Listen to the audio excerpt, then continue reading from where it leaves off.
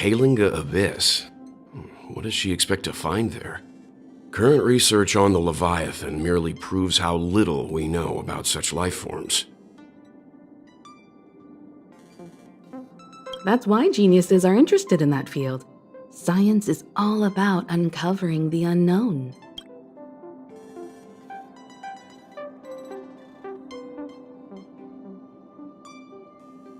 Don't miss us too much. If I stumble upon some cool Leviathan fossils, I'll bring a few back as souvenirs for you.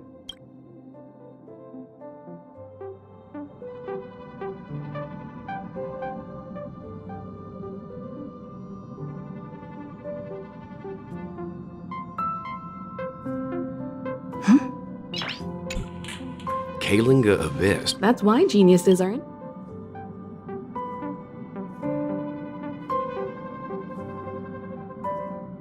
Don't miss us too much.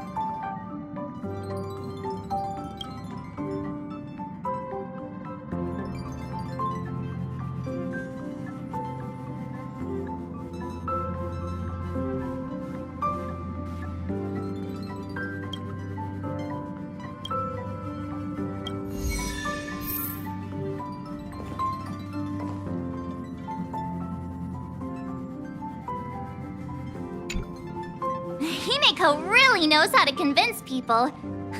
Between Leviathan fossils and the Wardance, the latter definitely sounds more fun. By the way, Danheng, this time you'll be taking a stroll with us on the Luofu, right? And just let you two wander around aimlessly on the Luofu by yourselves? I don't think so. Plus, Mr. Yang is right. The Ambrosial Arbor crisis just ended, and both the long life and short life species are still feeling uneasy. And that's why Jing Yuan wants to organize the Wardance, to show that the Xianzhou Luofu is stable and safe. And since he has extended an invitation, it's only right that I visit my old friend. Coming back to this place brings back so many memories, you know?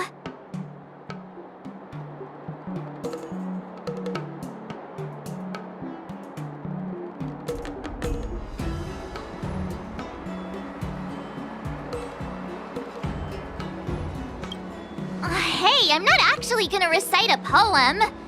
I was just thinking about all the twists and turns we went through when we first arrived on the Xianzhou. This time, we're not being forced or enticed or chasing after wanted criminals. And we didn't have to sneak in through the cargo dock. This trip has been incredibly smooth. Quite unusual, I must say.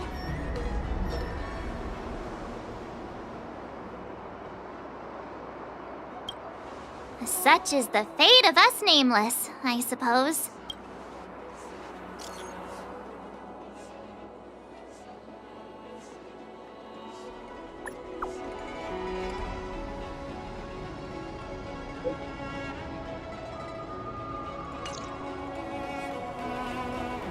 Is the Starskiff Haven always this crowded? Oh, there's so many people here. I can barely hear anything. Yanqing said General Jing Yuan sent him to welcome us. But where is he? Let's wait for him in front of the loom. It's the most prominent landmark on the dock.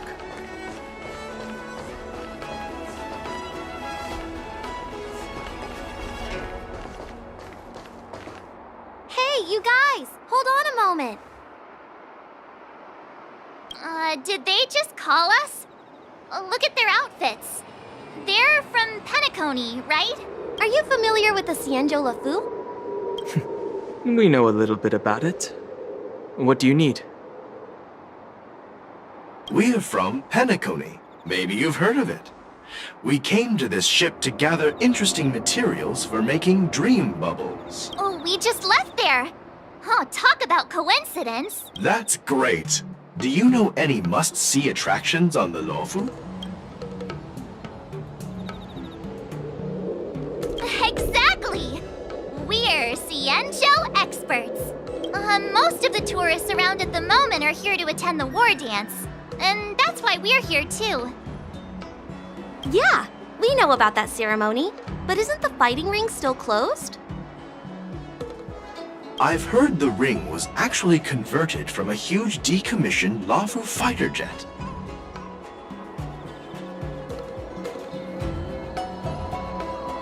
No doubt about it. It's a massive fighter jet. It's got to be larger than a civilian star skiff. But for now, all we can do is wait until the war dance starts in a few weeks before we can board it. We've still got work to do, so we can't just sit around waiting for it to start. That's why we're asking you about some must-see attractions.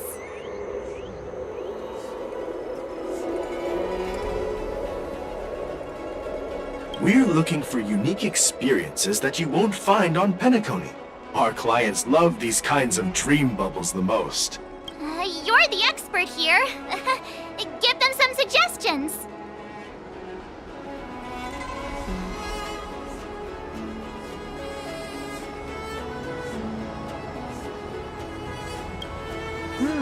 Good idea. The everyday vibe of the Aurum Alley is a rare find on the planet of festivities. Everyday vibe. Yeah, our clients have had their fair share of adrenaline-pumping dreamscapes. Maybe something down to earth would touch their hearts. Thanks for the suggestion. We'll head to the Aurum Alley to gather materials. Maybe we'll run into each other there in a couple of days. Look, Yanqing's here.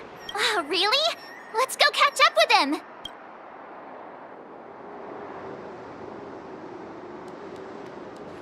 You don't want me to catch you loafing around.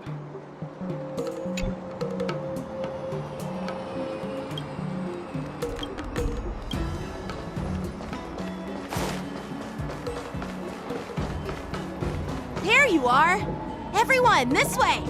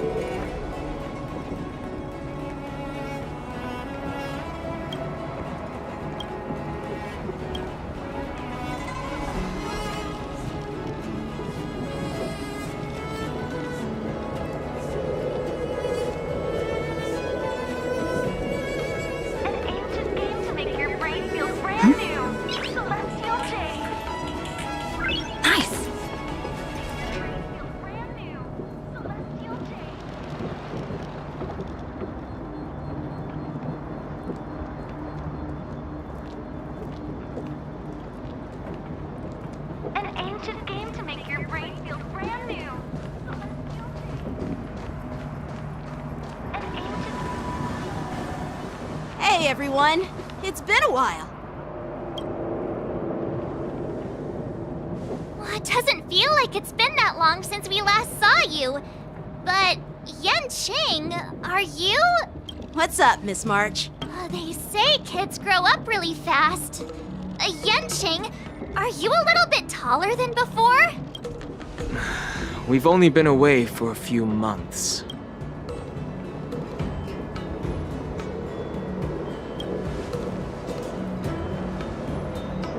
Really?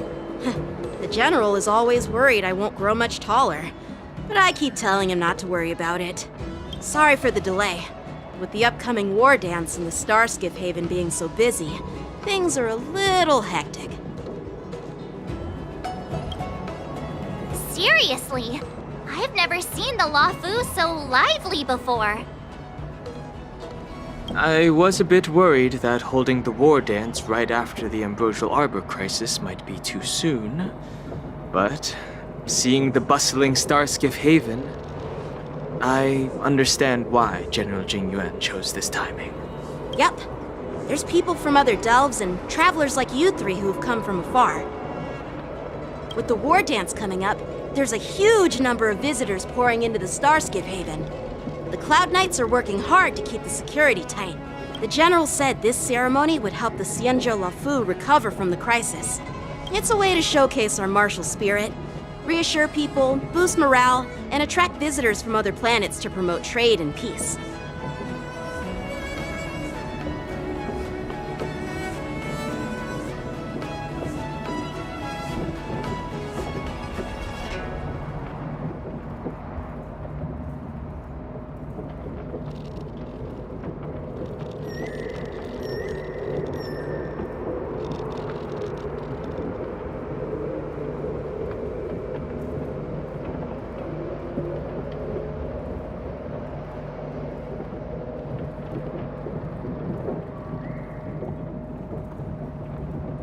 By the way, the Xianzhou Alliance places great importance on this ceremony too. The Xianzhou ships, the Zhuming and the Yaoqing, have both sent messengers to offer their blessings. Yeah, the Xianzhou Yaoqing is a major force in hunting down abominations, and is always engaged in conflicts across the cosmos. Although it's a member of the Xianzhou Alliance, I don't know much about it. But Madame Yukong from the Skyfaring Commission mentioned that the Yaoqing always sends back reports of great victories, which is quite impressive.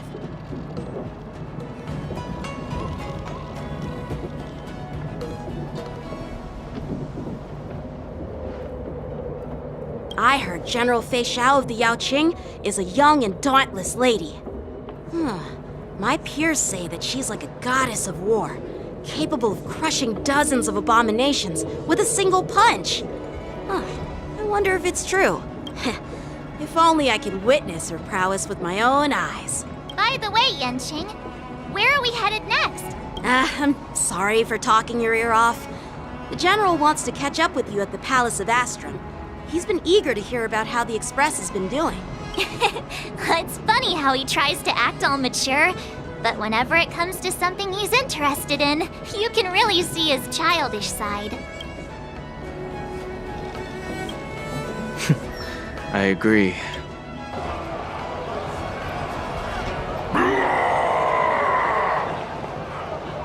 All units, assemble quickly!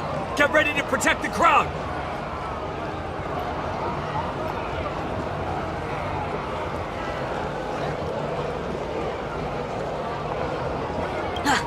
I just mentioned security, and now all of a sudden something's gone wrong. Excuse me, I need to go check out the situation.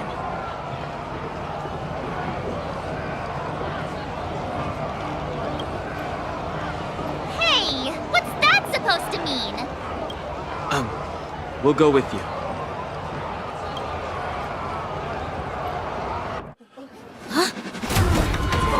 Watch out for the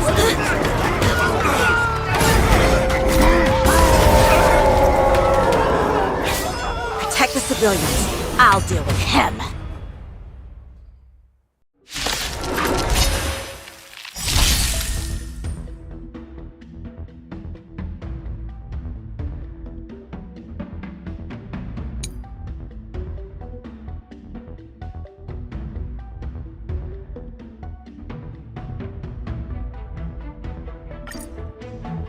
Borison?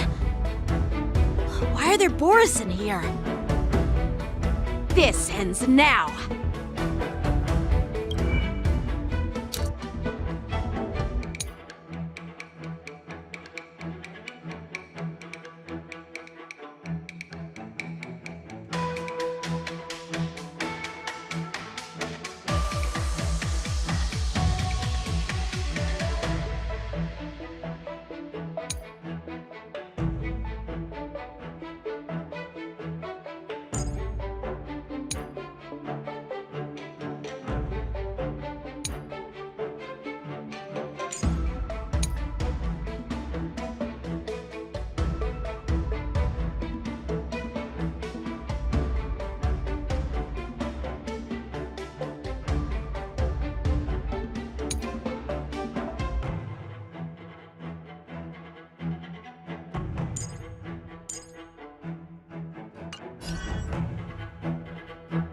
May this faint dispel the gloom, restore the sky. So this is the warmth of life.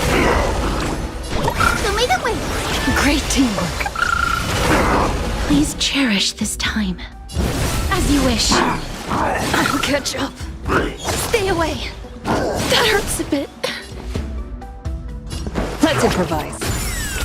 Some value, I suppose. Existence is unity. Have some sunshine. So this is the warmth of life. Wilt here.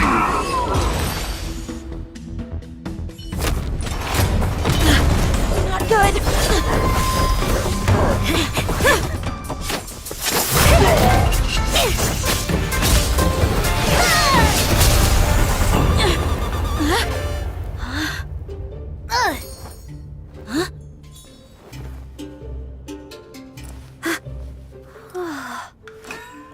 Thanks for the help. Sorry, no time to chat. Could you give me back my...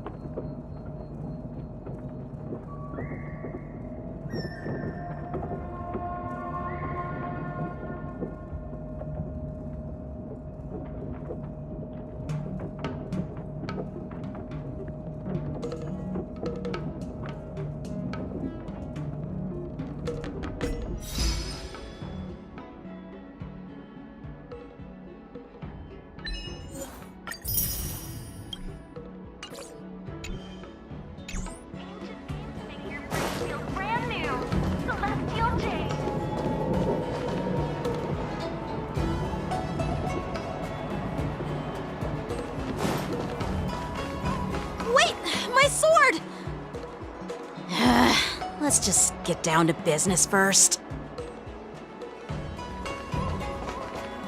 I'm sorry, but I'm afraid we'll have to put our plans on hold for now. I need to find out what's going on.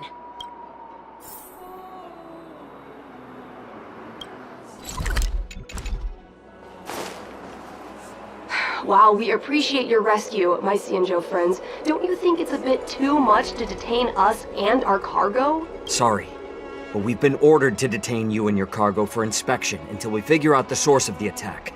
Once we're done with the formalities, we'll let you and your cargo go. Oh, but this shipment isn't even meant for the Luofu. And it's IPC's patented technology.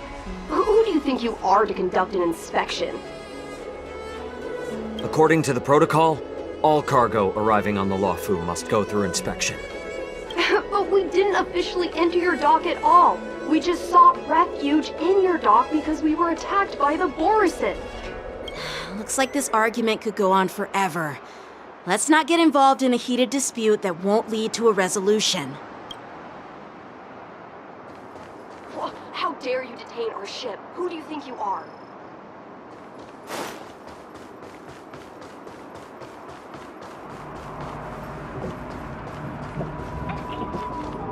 Who's in charge here? I need some answers. It's my fault. We let our guard down for a moment. I take full responsibility. With the Wardance approaching, safety should be a top priority. Now, tell me, how did Borisin prisoners end up in Starskiff Haven? According to the protocol, Borisin prisoners should be held on a Starskiff and taken directly to the shackling prison under strict supervision without ever touching the ground.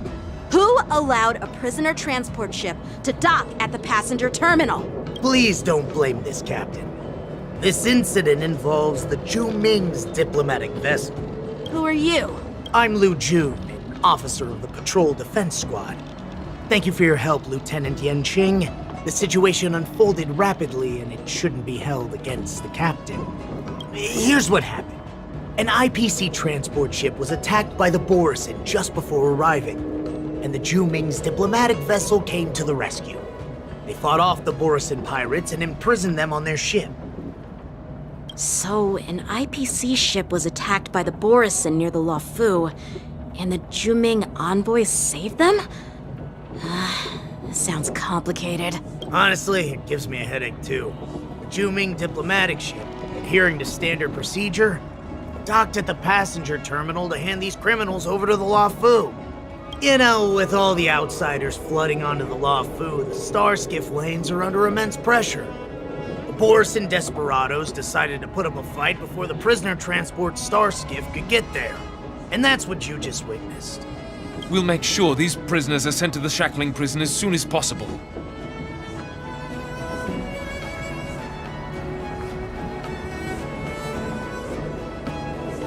I see. It's an unusual situation indeed. I'll report it to the security department of the Realm Keeping Commission and ask for their cooperation in handling the aftermath. Maybe I should gather more details from others so that the Seat of Divine Foresight can have a better understanding of the situation.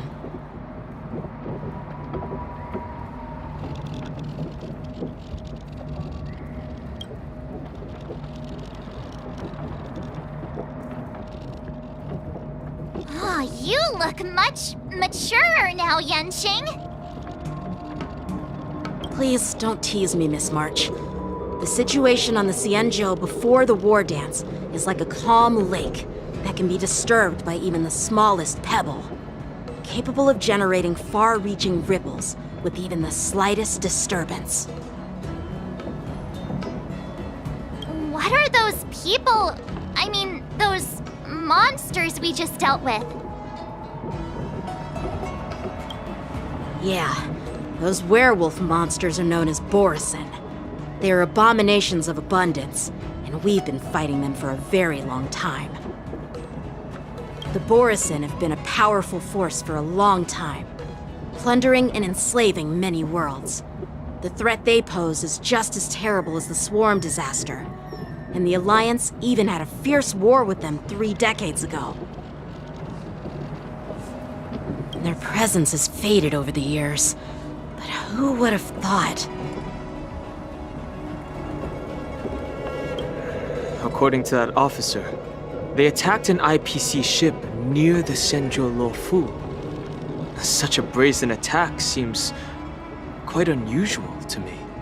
Yeah, that's what I find strange too. It seems like the IPC and the Borison have some serious grudges. Well, enough with the chit-chat. The General wants me to take you to the Palace of Astrum. I'd love to chit-chat a little longer, but there are some things that can't be left unchecked. Is it a serious matter?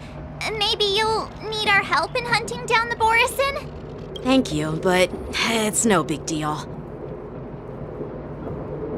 By the way, that young lady who just appeared, she took my sword. I'm thinking of filing a lost property report at the Realm Keeping Commission to see if I can get it back. I doubt she did it on purpose.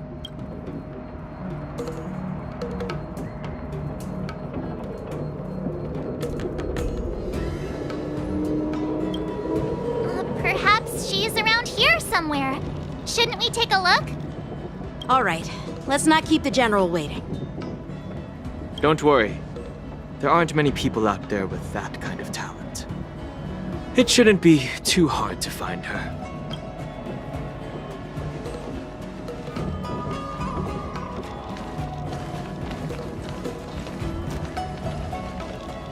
There sure are a lot of troublemakers around.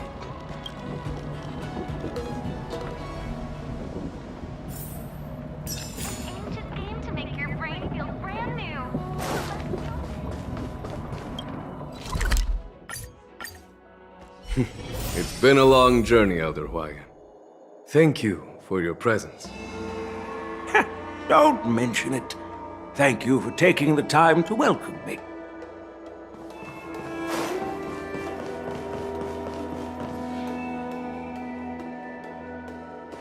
General, I brought our guests from the Express. Oh, I'm sorry for my bad timing. I didn't know you were meeting a guest, General. Don't worry, you're just in time. It's been a while, my friends from the Astral Express.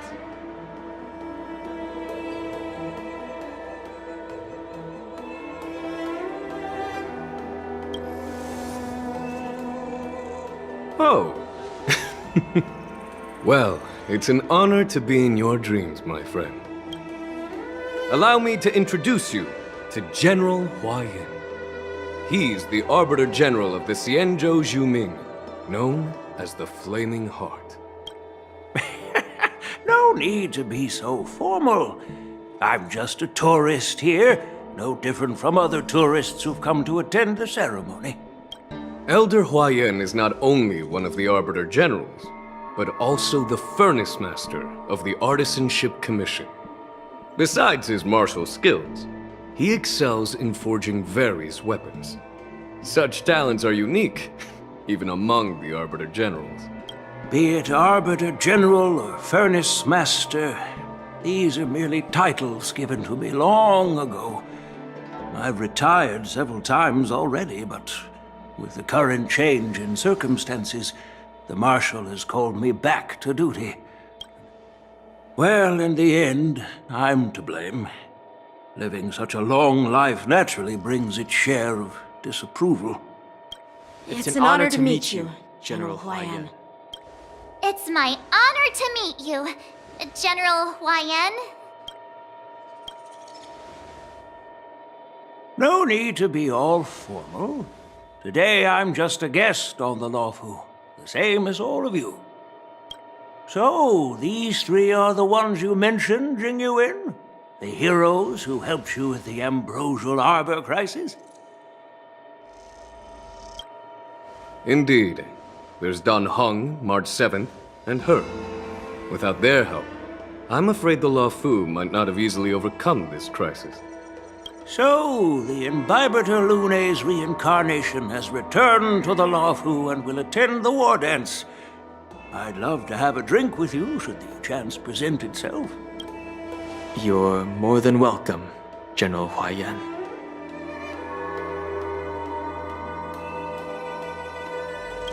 And this young friend is? Yanqing, my apprentice. He remains by my side as my retainer due to his youth, which I hope will season him with experience. He will stand for the Luofu's Cloud Knights in the upcoming Wardance, ready to take on all kinds of challenges. Great, great! It's a real treat to see so many talented young people around here today. Oh, I almost forgot. This is my apprentice, Yun Li.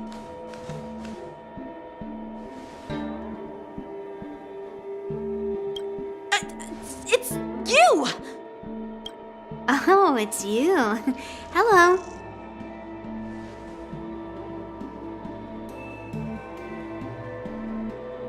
Oh, you two already know each other? Guess we don't need any introductions then. What a coincidence! I was afraid I'd have trouble finding this girl. Oh? Now you've piqued my curiosity. Tell me, how did you two become acquainted? She helped me capture the escaped Borisin prisoners at the Starskiff Haven. Allow me to express my gratitude for you. But when you left, you took my flying sword with you. Your flying sword? Oh, so that's why I found a dagger in my bag. Yes, it is. Now that we've met again, I hope... Nope, that won't do. Won't do?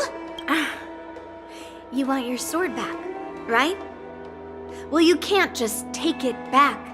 On the Juming, when you lose your sword on the battlefield, you have to reclaim it on the battlefield. As for this little sword, it was supposed to strike that escaped Borisin prisoner. But unfortunately, its owner's agitated state caused it to fly off like a kite with a broken string, and it missed its target. By the way, if I hadn't caught it and helped it hit its mark, that Borisin prisoner would have gotten away.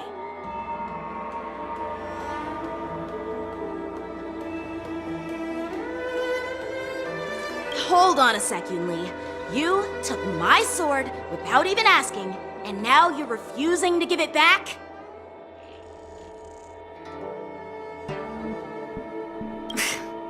So much for Luofu's swordmasters.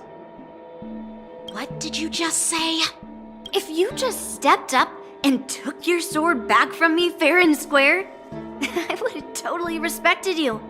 But nope, you tried to play it down, expecting me to just hand it back to you like it's nothing. In front of everyone.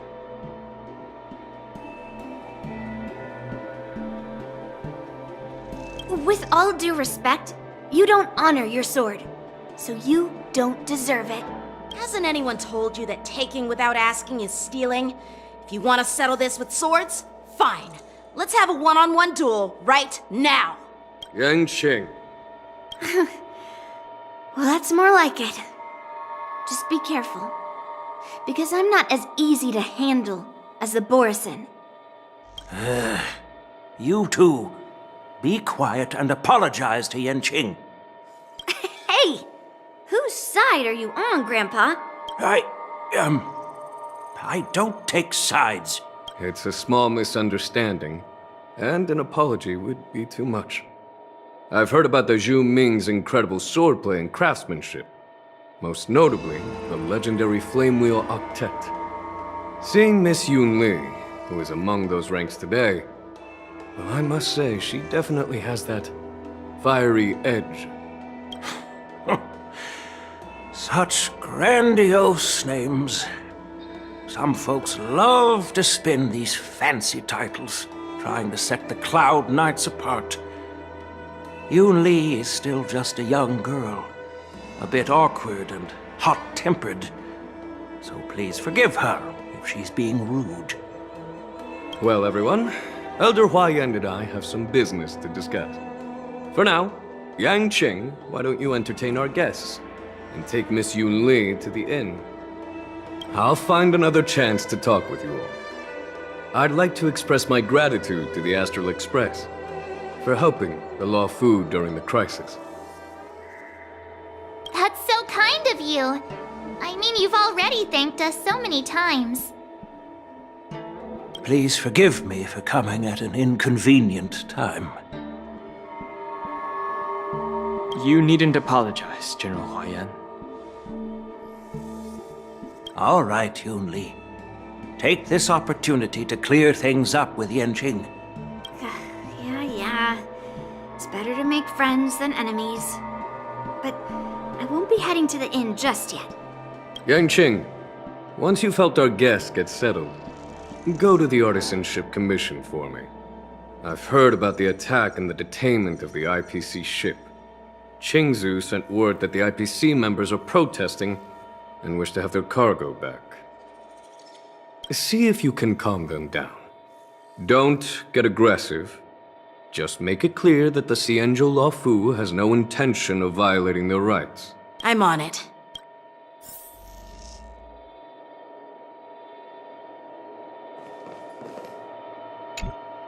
Hey, Danheng. I thought all the Xianzhou generals were like Jing Yuan, but that General Huayan, he looks so thin and scraggy, as if even a light breeze would knock him over. Is that old man really an Arbiter General? Well, each Xianzhou ship has its own division and specialty within the Alliance. Not all of the Arbiter Generals are good at leading the charge. You heard what Jing Yuan said, right? General Huayan was once the head of all the skilled craftsmen on the Zhuming. Don't you find it strange? Do Xianzhou people age? I rarely see any old people on the Xianzhou ship. And when I do, they're usually travelers. But General Huayan looks like an ordinary old grandpa. Is he really a Xianzhou general? Good question. He's right there. So why don't you ask him yourself? Nah, I'd like to live a little longer. We should leave. General Jing Yuan asked Yanqing to entertain us, so obviously, he has important matters to discuss. Let's not waste any time here. This is the report Qingzhou just sent me. Let me take a look. Looks like the General has given me a tough challenge. He wants me to try and help put the IPC's mind at ease. Well, it's not exactly a test. As Cloud Knight officers, we not only learn the art of war and martial arts, but also occasionally have to handle diplomatic disputes. It's just, talking things out isn't as straightforward as duking it out with weapons on the battlefield. This is especially true when you're up against the IPC, with their non-stop corporate babble.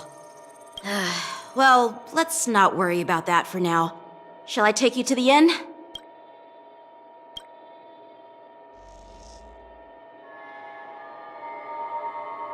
It is the Luofu's honor to have you in attendance at the Wardance.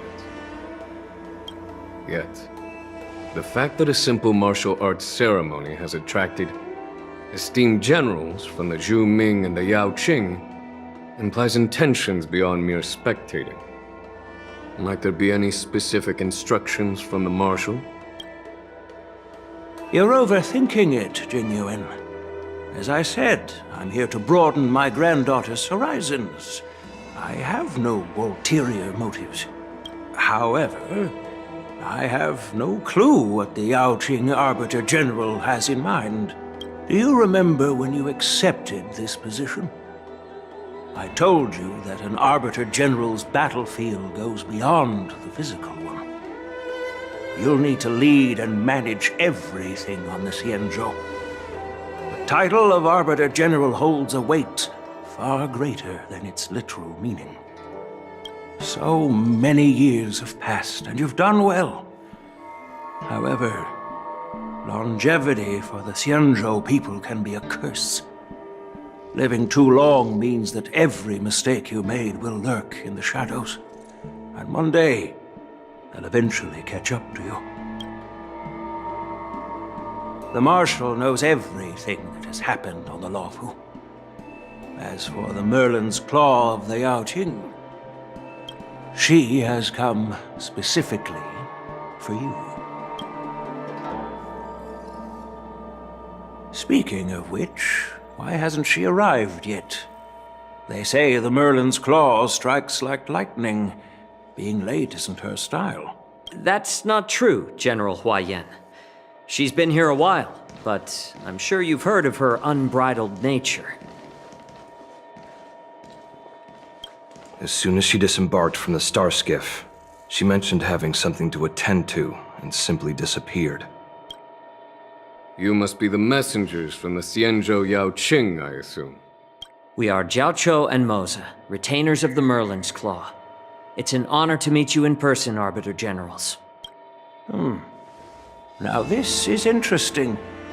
A guest who doesn't come to visit but sends a message instead. What does she mean? Tell me, what could be more important to her than coming here? Master heard about a spectacular view in Scale Gorge Waterscape. I believe she went there to enjoy it. A spectacular view? Ha! Did you hear that, Jingyuan? This person is being sarcastic. Please do not misunderstand me, General Huayan. I was simply stating the truth. Master thought it would be inappropriate to keep you waiting, so she sent us here. Once she's finished with admiring the scenery, she'll personally come and apologize to the both of you.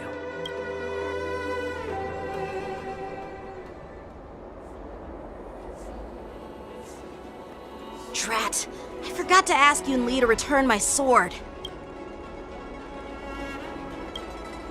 No need to bother. The Juming envoys won't be leaving the Luofu anytime soon. I'll ask for it later when we meet again. By the way, I don't know if it's just me, but the general seemed a little reserved. Could it be because of Elder Huayan's visit? Reserved? Maybe I'm just overthinking things. No, you're not. When I entered the Palace of Astrum, I realized that the messenger from the Xianzhou Juming was actually the Arbiter General himself. So, the messenger from the Xianzhou Yaoqing must be the Merlin's Claw herself, I presume. That's right. Well, that's what makes this entire thing so unusual. What's so unusual about it? They simply received an invitation from Jingyuan, just like the crew, right? The Wardance is just a small festival. And now we have 2 Arbiter Generals from other Xianzhou ships here. I'm afraid they're here for something more. Maybe they've come to hold Jingyuan accountable for the Ambrosial Arbor crisis? Hold him accountable? Come on, didn't the Luofu fall victim to the disciples of Sanctus Medicus and the Antimatter Legion? Why would they blame the victim? Don Shu's rebellion and Ventilia's scheming are merely one side of the story to the other Arbiter Generals of the Alliance. Only a single piece of incontrovertible evidence remains, creating an endless source of potential complications. The Ambrosial Arbor. Yes. It's undeniable that the plague mark, which was subdued by the Xianzhou Luofu, has resurfaced. But was it really a conspiracy instigated by the Antimatter Legion? Or does it indicate a traitorous intent from within the Luofu, implicating Jingyuan himself? Once the spark of suspicion is kindled, it proves hard to extinguish.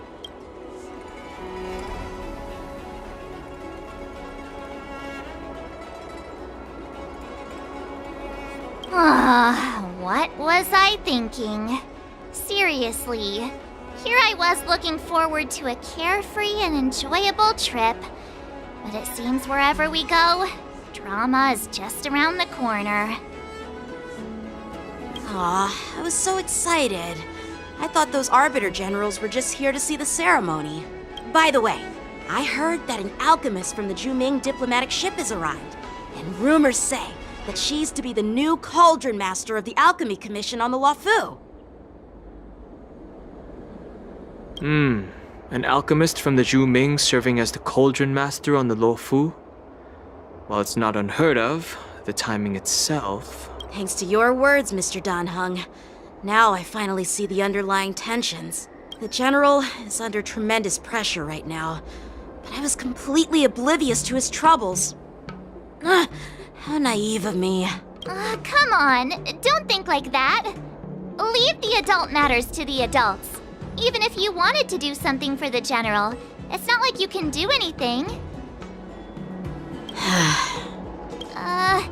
Did I say something wrong? Again? Miss March is right. I don't have the skills to share the General's burdens at the moment. Still, I'll do my best to follow his instructions.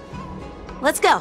Once I've taken you to your accommodations, I need to go to the Artisanship Commission to handle the IPC's protest. He looks like he has a lot on his mind. We can't just let him go alone.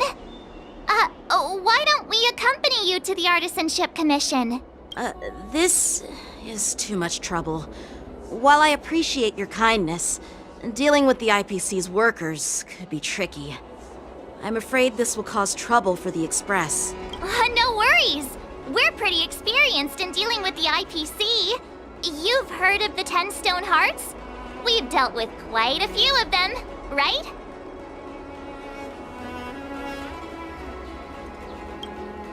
Hey, who's bragging?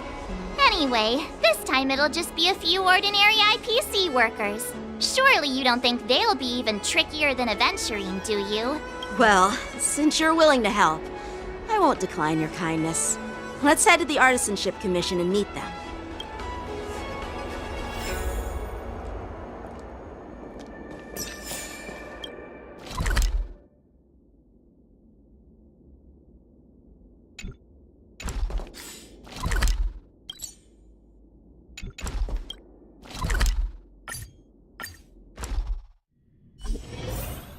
Can I really reason with you Xianzhou people? I think I get it now. In your words, this is called looting a burning house, right? But I am trying to reason with you here.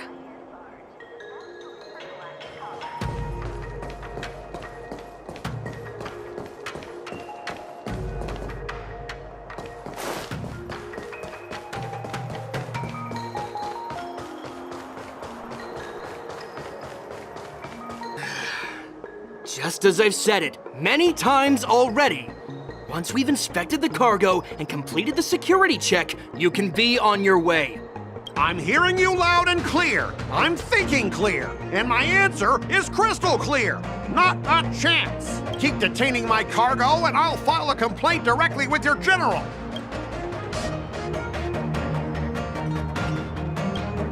I was gonna ask you the same thing.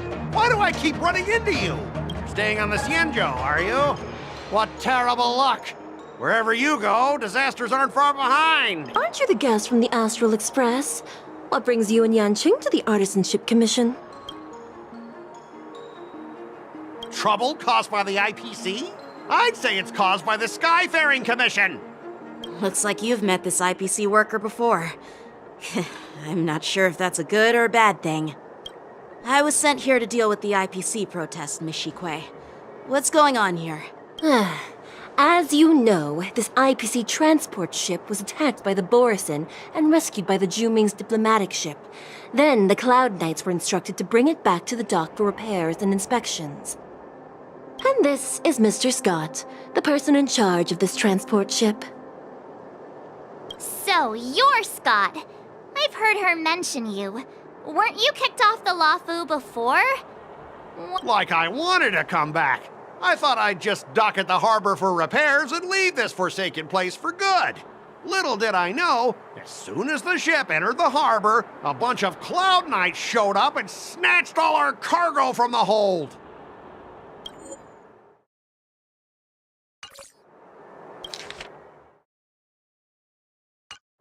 What do you mean by snatched? I've told you 1,000,000 times. It's a security check. Then why did you bring the cargo to the Artisanship Commission? You even brought in some shady craftsmen.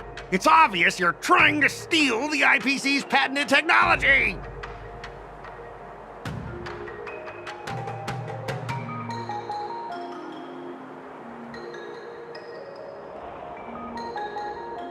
Listen here. Firstly, the Skyfaring Commission detected dangerous items that could possibly be weapons in your cargo hold. That's why they called me here, to double-check. Secondly, where the heck did you get the idea that I'm a shady craftsman? Even if there are dangerous items, what do they have to do with you? It's not even being shipped to the Luofu. We'll just fix the ship and be on our way. We won't unload our cargo here. But you'll have to stay in the port for several days before your ship is repaired and you can take off again. How can we just leave unchecked items sitting here? I understand, but we don't need to disassemble the cargo if it's just a security check, right? In most cases, we don't. However, our scans discovered that the cargo doesn't only contain machinery, but also some substance that resembles biological tissue. Biological tissue? Does this crate contain living things?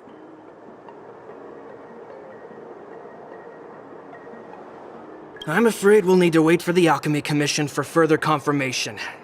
In any case, according to our regulations, we need to unseal one of the crates for further examination. But this IPC specialist has been hindering us on the grounds of patent secrecy.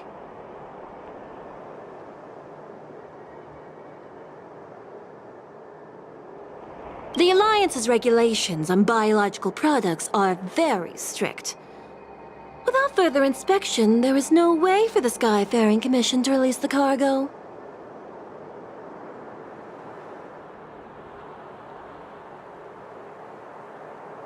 Oh, really? Fine! If anyone lays a finger on that shipment, they'll have me to deal with. It doesn't matter if it's mechanical or biological. It's none of your business. I'm filing a complaint against the Skyfaring Commission's ridiculous regulations.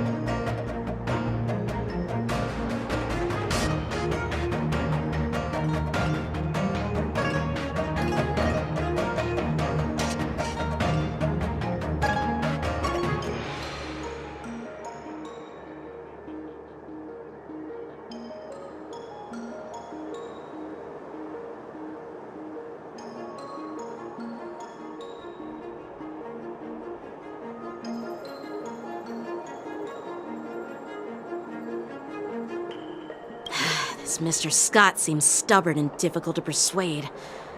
Honestly, I really don't want to have a vicious confrontation with the IPC. I heard how you helped Aramali. The IPC representative back then was Mr. Scott, right? Since you've dealt with him before, it looks like I'll have to rely on you again. What are you guys whispering about over there? Just hurry up and give us back our cargo.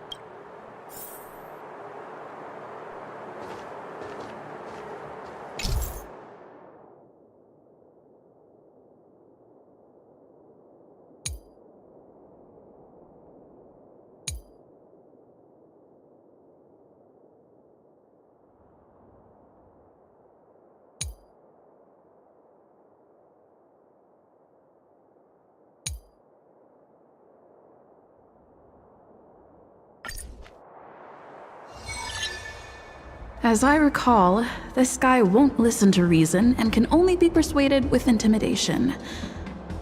But he does seem to follow rules to some extent. Let's use that against him.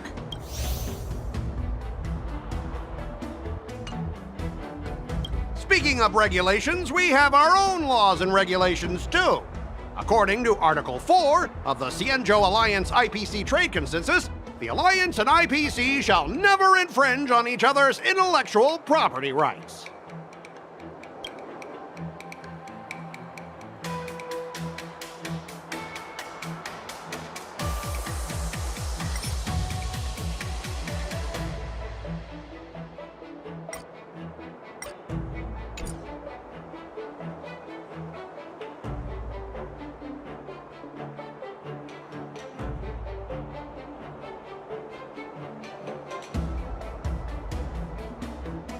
Back in Arum Alley, you were dealing with civilian merchants where you could use the IPC's name to scare them. But this time, the Cloud Knight Lieutenant standing before you represents the will of Luofu's general and won't be intimidated by your words. Of course. I'm sure we both want a peaceful resolution. Yeah, that's true. Of course, I want things to be resolved peacefully, but aren't we getting stuck in rigid formalities here? Even if we set aside the secrecy of intellectual property, these prototypes built by the Intelligentsia Guild are incredibly valuable, beyond your wildest imagination. If anything goes wrong, you won't be able to pay for it even with your lives.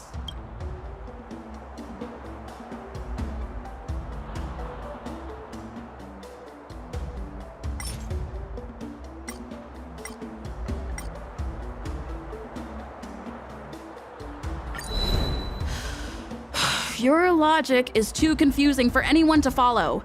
Maybe you should learn the art of communication from a monkey before you continue spouting nonsense?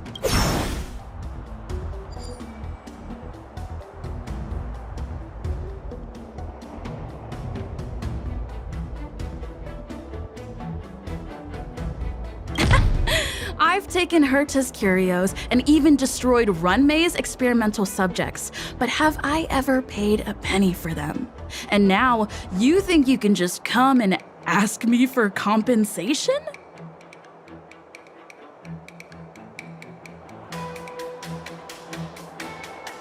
Listen up, brat. Don't think that your fancy connection to the Genius Society scares me. The IPC and those geniuses are working together. We're not taking orders from them. Besides, the cargo on this transport vessel belongs to the Intelligentsia Guild. If you want to inspect the cargo, shouldn't you at least call in a member of the Intelligentsia Guild to be present?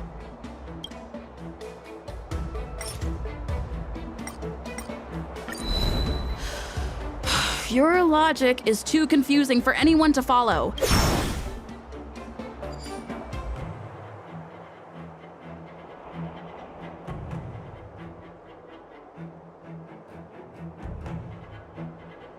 You're pulling out all the stops, and you've even dragged members of the Intelligentsia Guild into this. Seems like you're not interested in resolving this at all. Since we've met each other before, Mr. Scott, let me share some information. Your transport ship was attacked by the Borison, and the Cloud Knights might see it as more than just a random attack. You think you can scare me with that? What exactly do you mean? Sure, you might purely be innocent victims of a Borison attack. But think about it another way. Why would the Borisin launch such an attack near the Luofu? Perhaps some of your crew members colluded with them. We may need to interrogate every one of your crew to eliminate this potential risk. You know what? I don't think we really need a member from the Intelligentsia Guild present. I'm just hoping that all the procedures will be thoroughly followed, you know? We both need to follow the regulations, because that's how the IPC and the Xianzhou operate, right? As an IPC worker, I have to abide by its regulations. If I make an exception and allow you to inspect the cargo, it'll spell disaster for me.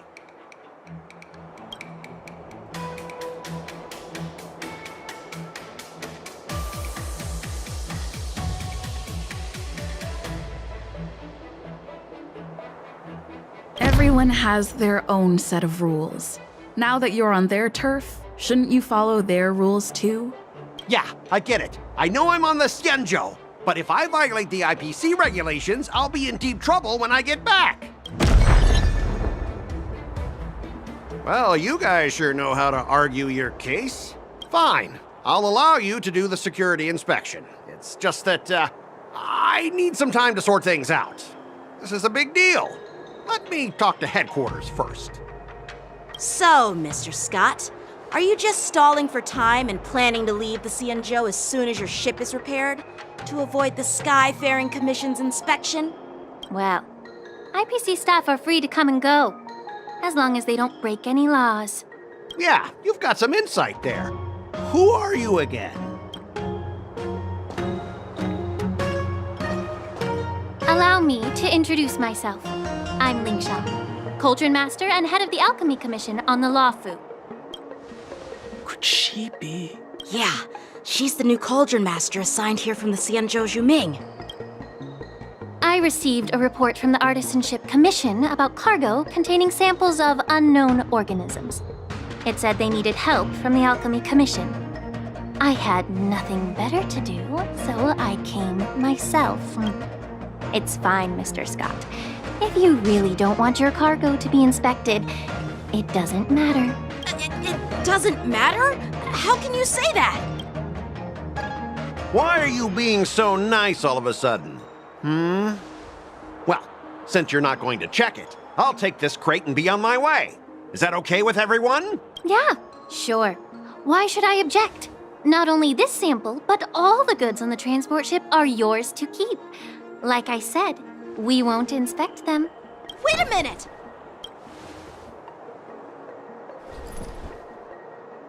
Well, that's more like it. If only the young displayed a more reasonable attitude, we could have sidestepped that altercation just now. Our ship will leave in a few days once the engines are repaired. Your ship can leave whenever you want, but I'm afraid I can't say the same for your cargo. According to the import and export regulation signed between the Xianzhou and IPC, all biological shipments can only leave the port when they have confirmed to be of no threat, or when all biological activity expires. Since we can't determine if your shipment is safe for the environment, I guess we'll have to wait for its biological activity to expire. Let me check the previous cases. Normally, it'll only take around 47 star calendar years. Only 47 years? Why so surprised? You're still young and full of energy. I'm pretty sure you'll live a few more decades. Have some confidence in yourself. Ha! Typical of a long-life species. Your words are dripping with sarcasm. While you may not care about time, I do. I'll be demanding double compensation from the Skyfaring Commission for every minute wasted. Sure thing, Mr. Scott. You seem pretty confident that your career and life will last long enough to witness this victory unfold.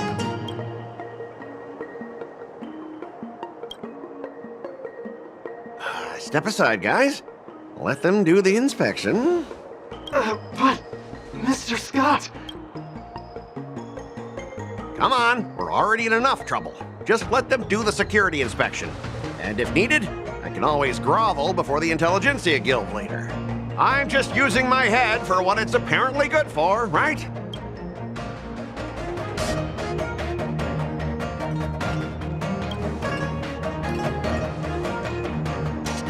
Well, honestly, at least you're not as annoying as that woman. But you're still as annoying as ever. This lady is really something else. Is this the IPC product? Listen up. Any damages caused by inspections will be filed with the IPC.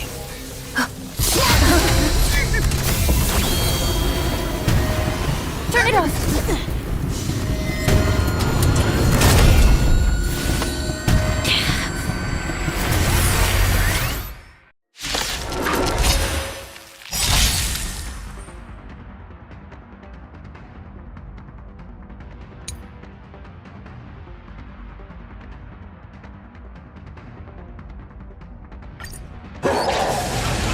Oh, how unexpected.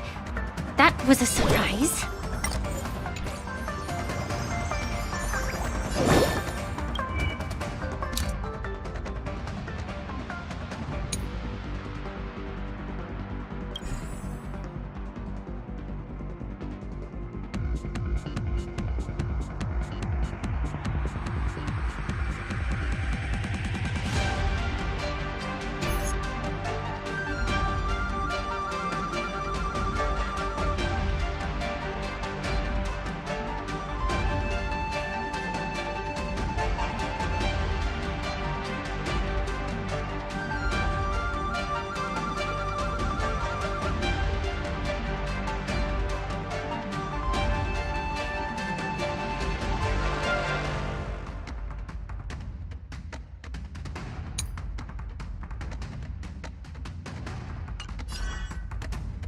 Mavis, dispel the gloom!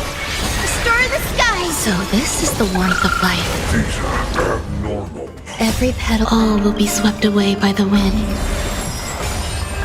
The mood is set. Let the show begin! So may the wind! Great teamwork.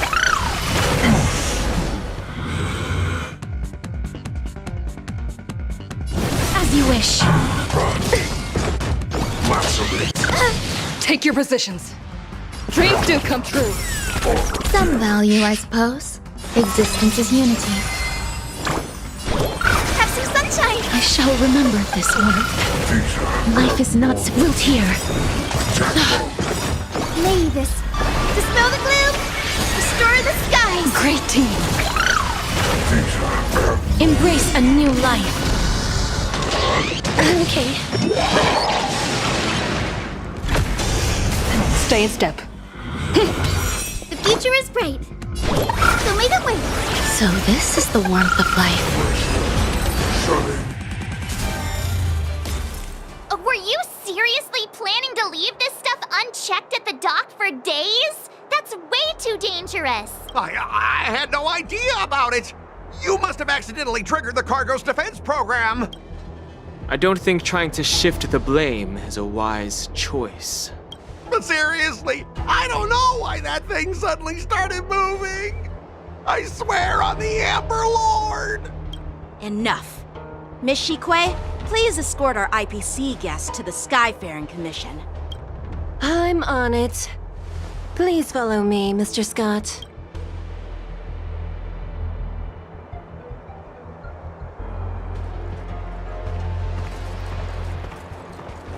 Our preliminary inspection shows that there is indeed hidden biological tissues inside. Just like the craftsman feared. I can't even tell if it's ingenium or biological in nature. The core of this device is what they call wetware in industry slang. To put it simply, this machine operates with a kind of biological nerve as its control center. I'll take some samples for the alchemist to analyze and figure out where the biological tissue comes from. Why would the Intelligentsia Guild use such unethical technology? Perhaps they're trying to create a new weapon? Whatever the reason is, it's probably why the Borison attacked the ship. No wonder the IPC were trying to obstruct our inspection. I'll contact the Ten Lords Commission and ask the judges to come and give their final verdict on this. According to our rules, All prisoners and weapons involving dangerous creatures must be taken to the shackling prison for further sentencing. After all, it's the safest place on the Luofu. As for you, Mr. Craftsman, please go with the Cloud Knights and explain the situation to the judge.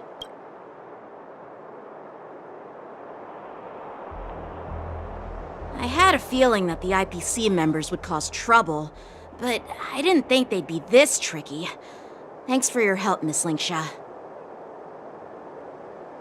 I should thank you for saving my life. Your sword skills were impressive, taking down that big guy. I thought the General's retainers were all burly martial masters. I didn't expect Yanqing to be so...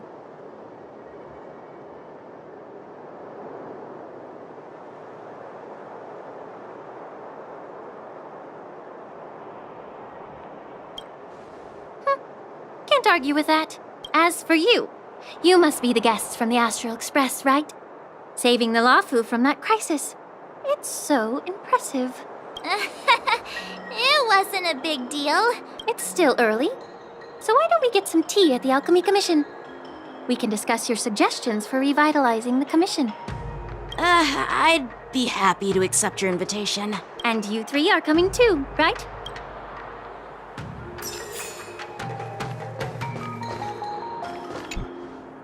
Nothing to see here. These machines are to be shut down. Keep your distance until then.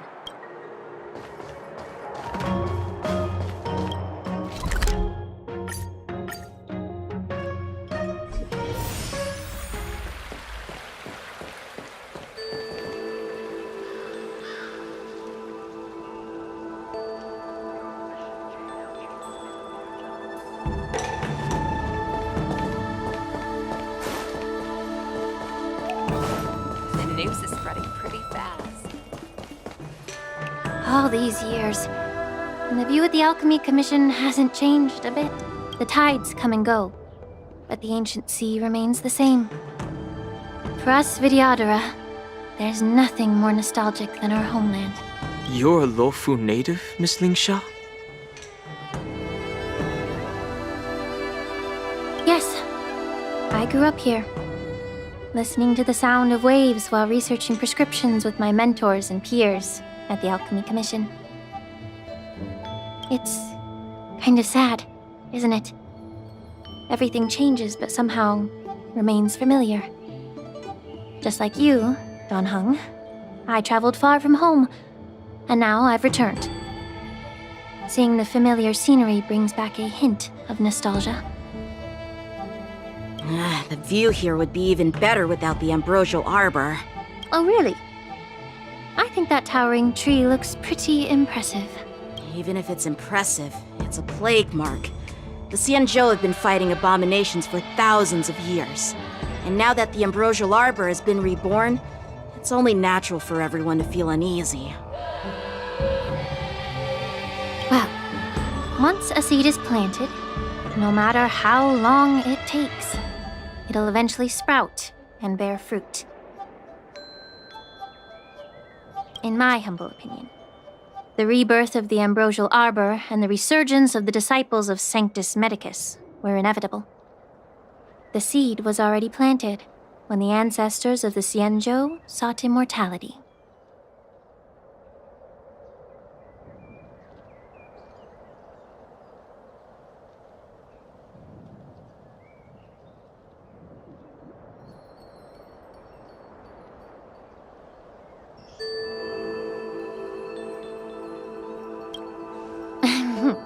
My bad. Well, since you went through the entire Ambrosial Arbor crisis firsthand, Dan Heng and Lieutenant Yanqing, I'd like to discuss something with you.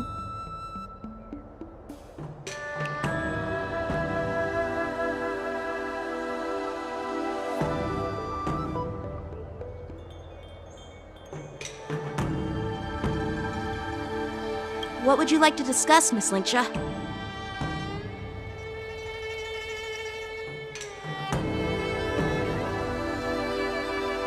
I was lucky enough to be chosen by the Alliance to come in and clean up all the old grime in the Alchemy Commission.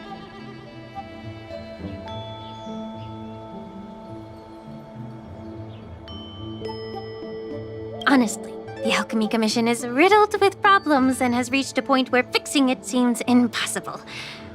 I'm looking to remedy this problem, but was wondering if you could provide any insights. Well, even though I'm a Vidyadharan like you, I'm an outsider, just like my companions here. I can't really say much about a remedy, but I do have a piece of advice, Miss Lingsha.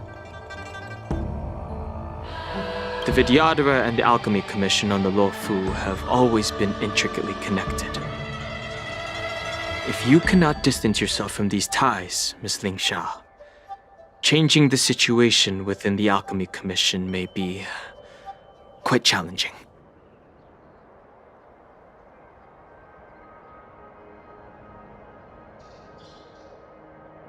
I may not know about politics, but I do know that the disciples of Sanctus Medicus have been operating within the Alchemy Commission for years. If you're determined to root them out, maybe you should discuss it with the General. I see. Thank you for your valuable insights. While the Lux Arrow from the Rainbow possesses unparalleled power to sever the ambrosial arbor, it can't sever mortals' desire to prolong their existence. Just like how the Cloud Knights can eliminate the remnants of the disciples of Sanctus Medicus, but are unable to calm the hearts and minds of the people within the Alchemy Commission.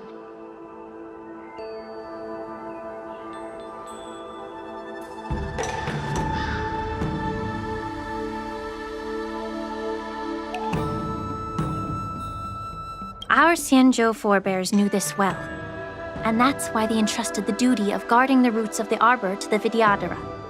However, the Vidyadhara are still only mortal beings. 30 years ago, my mentor served as Alchemy Commission's Cauldron Master. She recognized the emerging undercurrents and sought to cleanse the source of the disturbance. Unfortunately, even though she was skilled in the art of healing, she didn't understand the human heart or how to eliminate the sickness lurking within the depths of the Alchemy Commission. In the end, she was framed and exiled to the Juming. I was also implicated and had to leave the Luofu.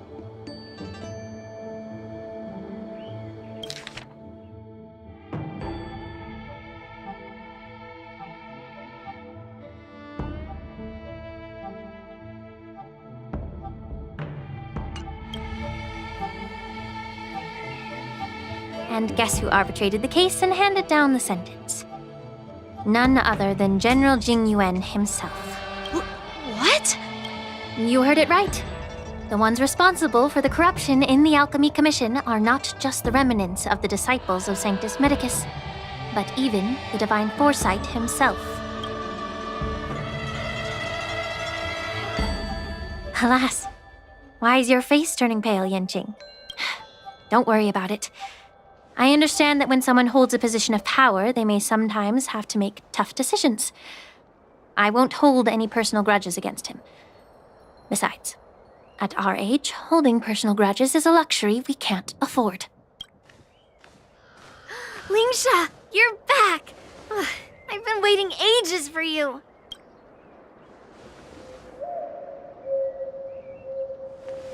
Yunli!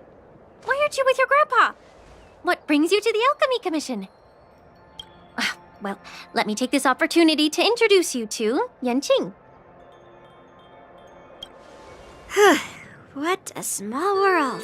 You stole my sword! Give it back! I see. Let's skip the introduction part then. Why do I keep bumping into you? Are you stalking me or something? Of course not. Unlike you, Miss Yunli, I have important things to take care of. You, on the other hand, seem to have all the time in the world to wander around without returning my sword. Grandpa used to say that a sword reflects its master. I talked to your sword, and it told me that you've been distracted. You hesitate when you should strike, and you struggle to stay calm when your sword is unsheathed.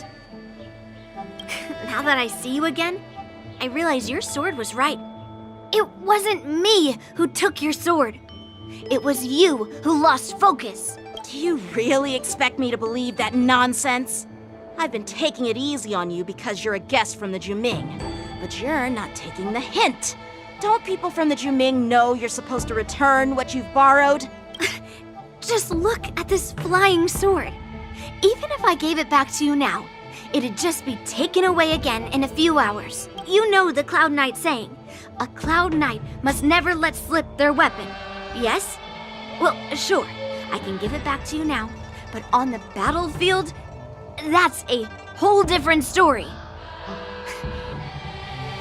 flying sword. Fine!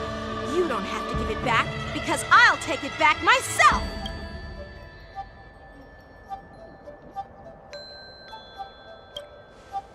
Between these two, who do you think is tougher?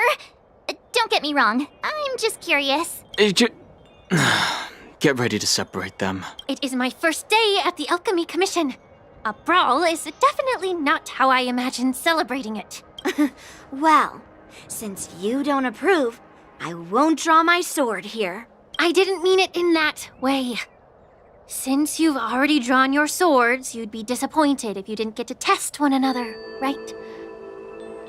I've received reports that the delves near the Alchemy Commission are still infested with abominations. Seems like my predecessors left quite a mess. So, if you two want to determine who's better, why not focus on them instead of each other?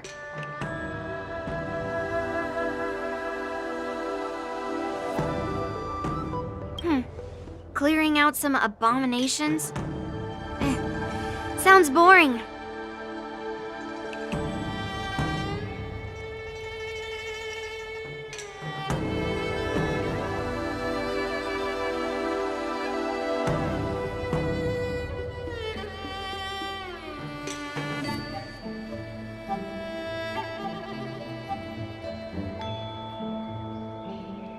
It's the Cloud Knight's duty to eliminate those abominations. You don't have to ask me twice, Miss Lingsha. I'll help you get rid of them. Oh, you think you're the only one who knows how to behave? If Lingsha needs anything, I'll gladly draw my sword and help her out.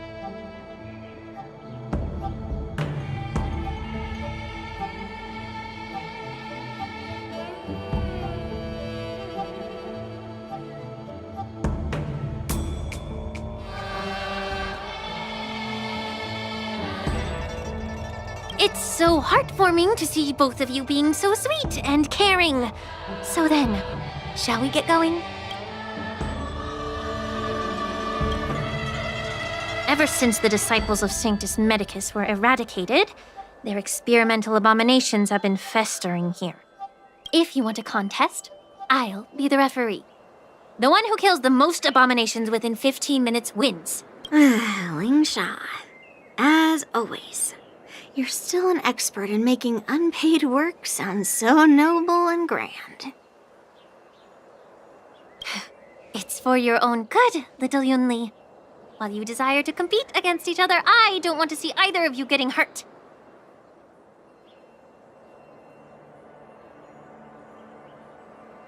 That's really thoughtful of you, Cauldron Master. So, are you both ready?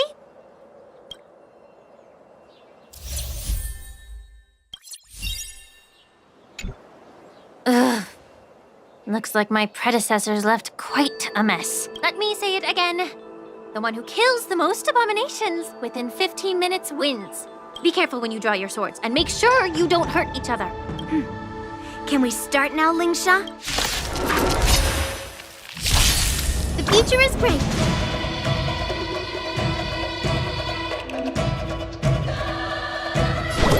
So may the wind. I shall remember this warmth. Blade and flight! Please cherish this voltier. I didn't expect someone who can't even hold on to a sword to actually have some skill. Guide with the Rainbow Bridge. May this dispel the gloom, restore the sky. So this is the warmth of life. Every petal, all will be swept away by the wind.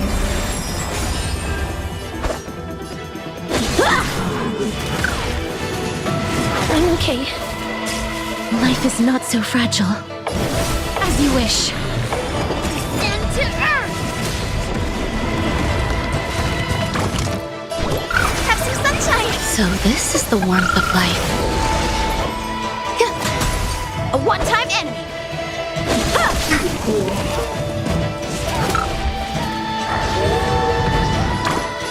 So lead the way! I can breathe easy again. Embrace a new life.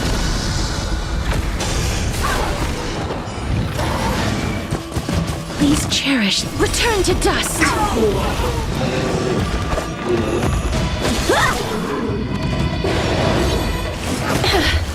There's more to life. The future is... have some sunshine! So this is the warmth of life.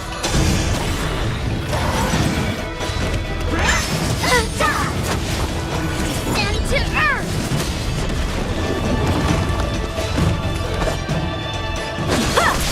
Life is not so fragile. Darkness with me.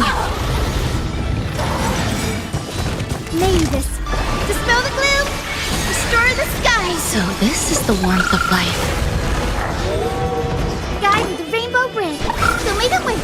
So this is the warmth of life. I win, Miss Yunli!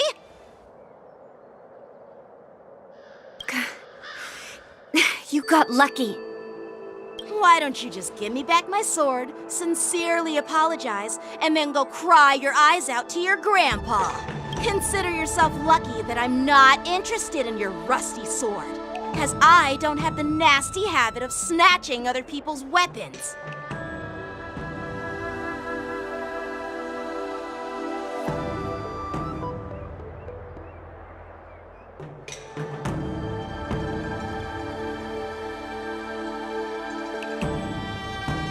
All you did was chop down a few monsters. Don't get carried away with yourself. If you think you can just take this sword from my hand, go ahead and try.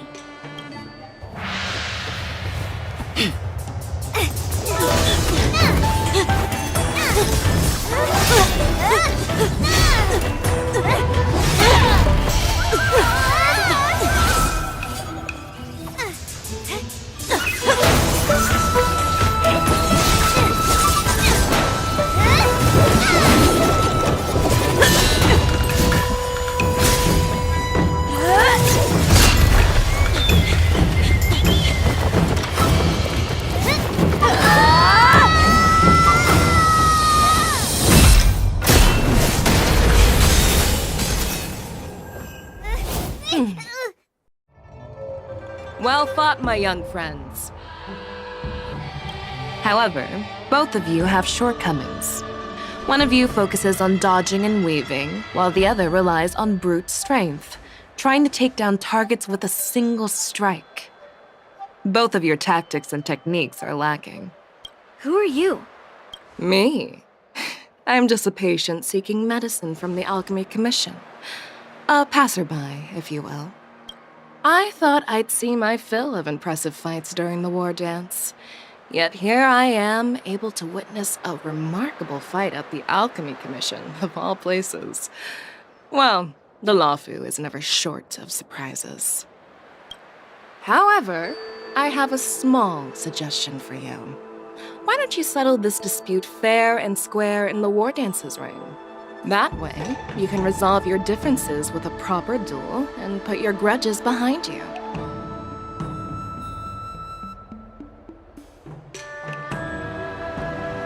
Grudges? No, not at all. Yunli and we were just sparring.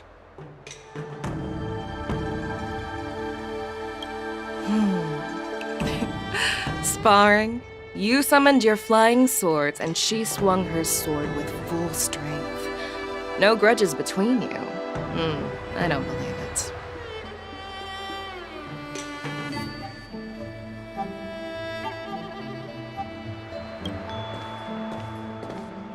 Aha!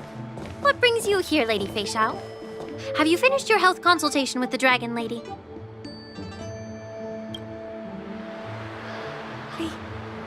Feixiao?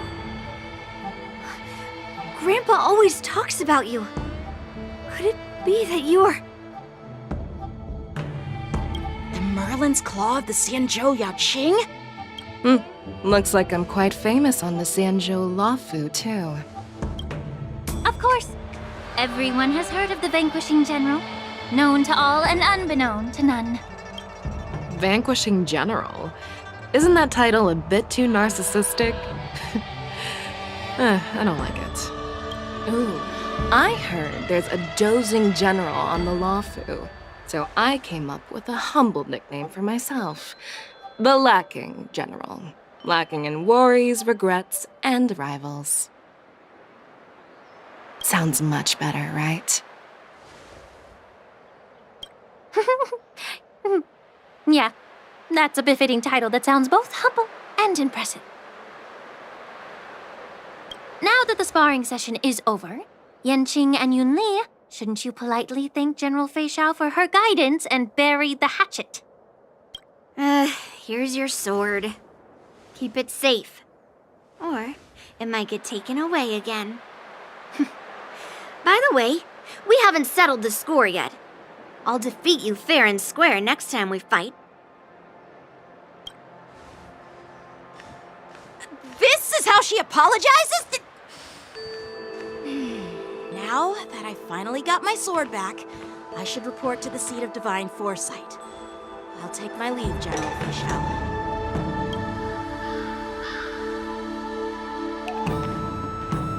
Oh, by the way, Miss Lingsha, if you've got some free time, I'd like to invite you to the seat of divine foresight for a chat with General Jing Yuan. I think there's more to those personal grudges you mentioned earlier.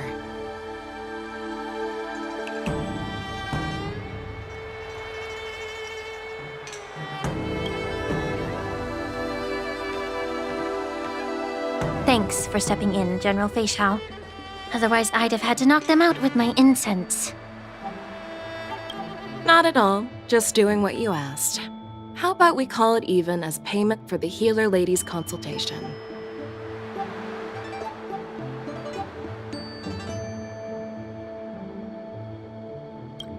Sorry, but even a general needs to pay their bills.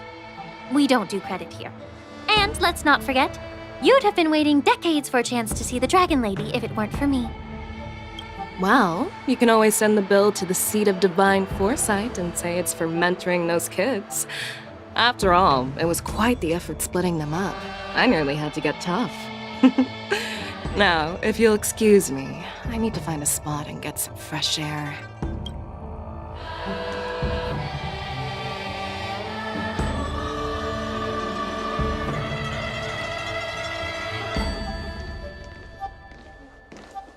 Back already? You've met with Jing Yuan and wandered around for a few hours. So, what do you think? It appears that the Divine Foresight is using this Wardance as a show of strength to convince everyone that the Luofu is prospering after the Ambrosial Arbor crisis. But... I know you're going to say but, right? But... the influx of people attending the Wardance is like a breeding ground for disorder and rumors. One wrong move, and the Luofu could be in a world of chaos. The Cloud Knights on the streets remain vigilant, so at the very least, General Jing Yuan is aware of this. As for other matters, I'm unable to say. I'd prefer to be excused from future meetings with generals. I'm just a military healer. And now all of a sudden I'm thrust onto the center stage having cordial chats with two generals? My work doesn't lend itself to being in the limelight either. Just stop whining. At least you're in one piece, right? Before getting in touch with General Jing Yuan, I wanted to put aside my assumptions and see his momentum. That includes the overall bearing of the Cloud Knights on the street, what people are saying, and how those close to him behave. The might of an army dwells not within its pawns, but within the force of its collective momentum. Recognizing this fact reveals the true measure of power. Thanks for enlightening me, General.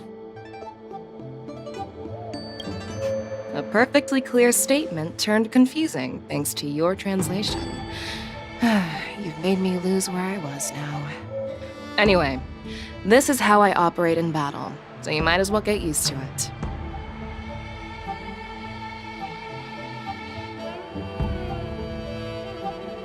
Are you treating General Jingyuan as your enemy? The longest-serving general of the Xianzhou Luofu. Do you think he'd have only a few enemies? By the way, General, you met the healer lady, yes? Could you show me the medicine she prescribed you?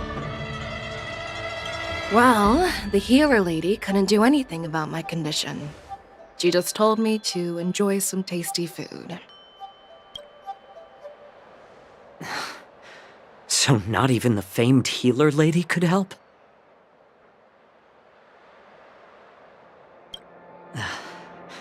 Don't worry. I'll fulfill my promise and find a way to cure you. Actually, I've found some leads.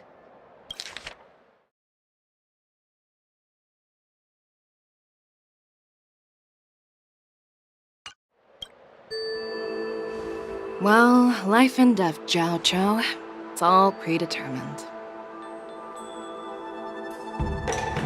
Upon starting my military career, I made a pledge that the rest of my life would be dedicated to being the Xianzhou's spearhead, hunting down the abominations of abundance till the end of my days.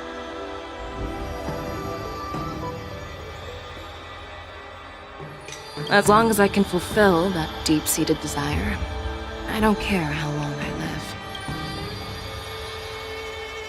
You asked if I view General Jingyuan as my enemy. No. My real enemy has always been myself.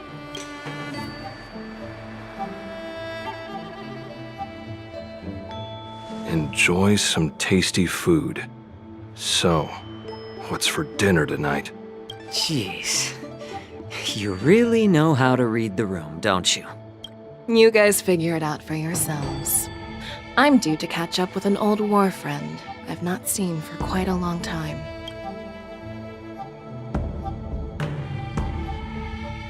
Hey! Was that the Yaoqing general who just dropped in out of nowhere? Oh, she's so awesome! I mean, when Yun Li swung that massive sword, she just casually blocked her attack with ease. Mine too. Yeah.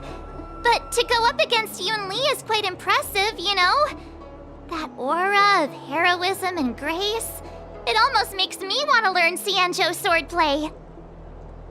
You think so too, right?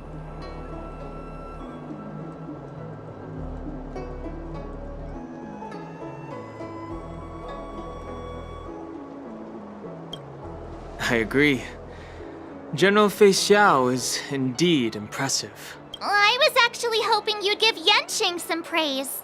Thanks for the kind words, Miss March. The Wardance is coming up, and I've been chosen to represent the Cloud Knights in the ceremony. I've had my fair share of defeats lately, and even though I know there are always more skilled swordmasters out there, seeing General Fei Xiao's skills today has made me feel a bit uneasy again.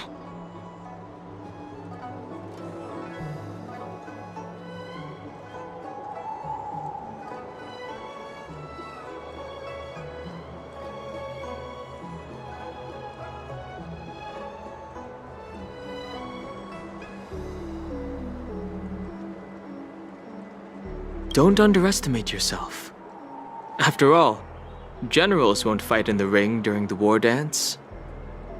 Just remember the state of mind you had when you single-handedly took on me and Blade, putting life and death aside. With that mindset, you can prevail against most challengers. I see. Thanks for the advice, Master Dan Heng. By the way, now that today's events are over, General Jingyuan wants to invite all of you to the Seat of Divine Foresight. He has something important to discuss. I bet it's about how to deal with the generals from the Yaoqing and the Zhuming. I really don't want to get caught up in grown-up games so soon. I just hope Generals Fei Xiao and Huaiyan can see the truth. We don't need any more chaos on the Luofu before the war dance.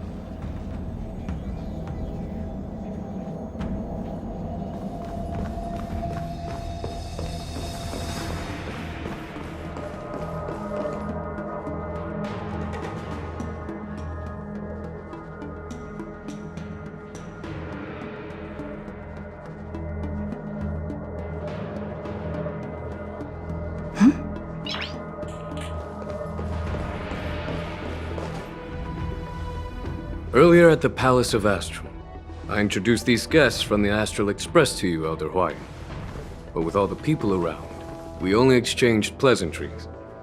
Now, I'd like to officially introduce them to you.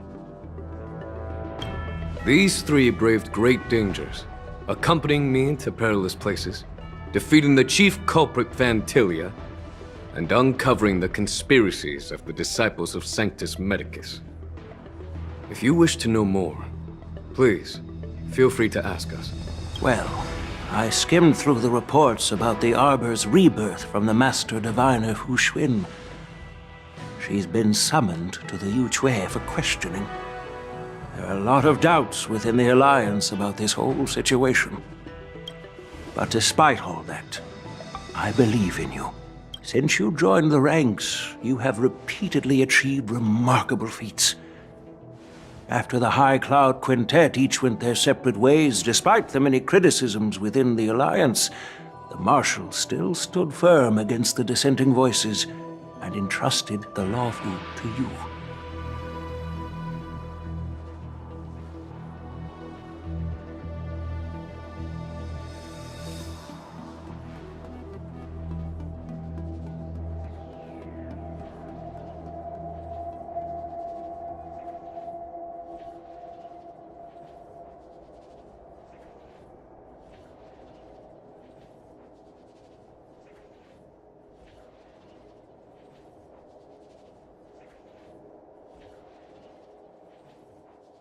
Over the years, you've served the Alliance with loyalty and wisdom. You've taken down abominations in Thalassa, rescued the Xianzhou Luofu from a siege, and destroyed the demonic planet summoned by the denizens of abundance. I still remember those battles vividly. There are fools who doubt your loyalty. They're happy to see the divine foresight fail because it gives them some kind of sick satisfaction. They haven't achieved anything of their own, so they feed off the failures of others. But I've seen enough failures in my time, and I want to believe that your loyalty has never wavered.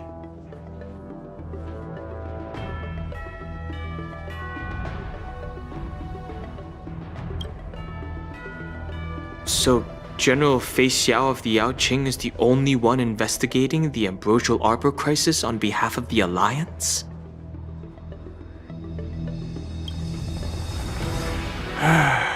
No. I am too. This old man's words always catch me off guard. The Marshal ordered me to come to the Xianzhou Luofu, but the document only says, attend the Wardance and listen to Fei Xiao's questioning.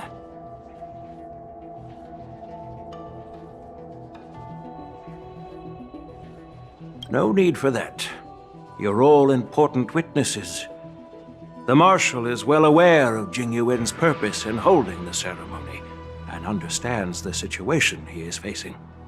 She mentioned it because she believes both issues are important. Thanks for your kindness and sincerity, Elder Huayan. But is it appropriate to tell everyone here about the Marshal's orders?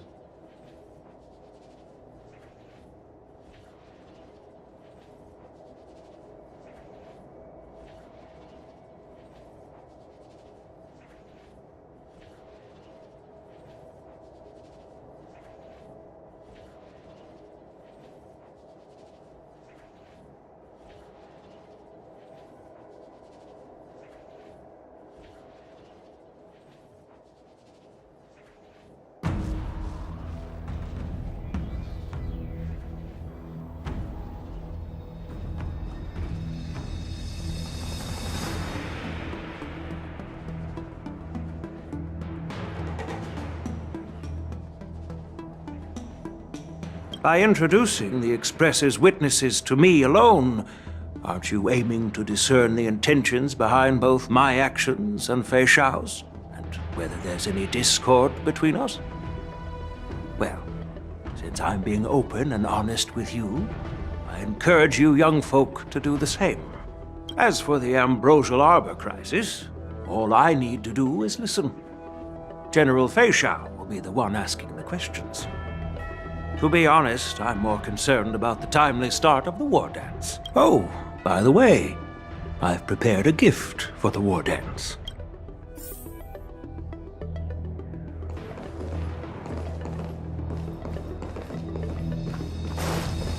May I ask, how can we help you today at the Seat of Divine Foresight?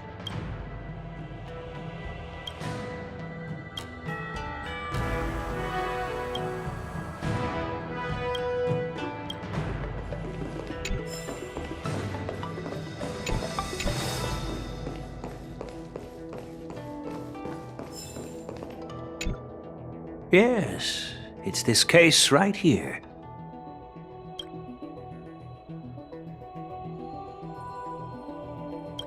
There will be numerous contests and celebrations during the war dance, and the main event will be the Ringmaster's Challenge. The host will dispatch a skilled warrior to take on challengers from all over the cosmos, showcasing the excellent martial arts of the Xianzhou Luofu. When you mentioned that the Astral Express would be attending the ceremony, I thought the High Elder of the Luofu would be the ringmaster. You humor me, Elder Huayan. The healer lady is just a young lady who knows nothing about martial arts. How can I assign her as the ringmaster? I'm no match to you when it comes to joking. What's this box for? Why don't you open it, General Huayan? This sword case is intended for the War Dance's award. It's empty now, but in a few days, a precious sword will be delivered and stored inside. I don't mean to boast about our skills, but this sword represents the pinnacle of the Zhuming's craftsmanship. It has a legendary history, full of heroic tales from foreign lands, tales that are too detailed to be summarized in just a few words. Since the delegation delivering the sword hasn't arrived yet, I'll just leave the case here for now.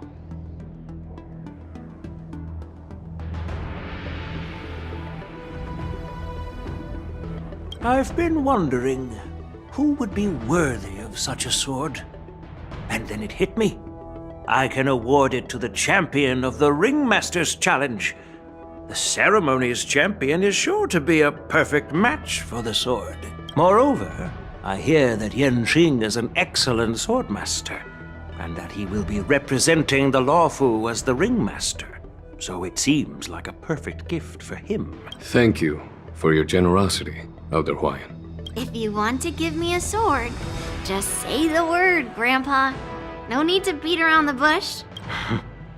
You've got confidence, my girl, but I don't think you can best Yanqing. I know you're all about swords, Miss Yunli. It's just a shame that it's the sword that ultimately chooses its rightful master. Yeah, and even if someone gets their hands on such a precious sword, it'll probably end up in someone else's. The outcome of our duel at the Alchemy Commission is still up in the air. Since you're interested, why don't you represent the Xianzhou Juming and challenge me in the ring? That's exactly what I had in mind. Nobody knows who's gonna come out on top. It could be me, could be someone else. It'll probably be me. But whatever happens, it won't be him.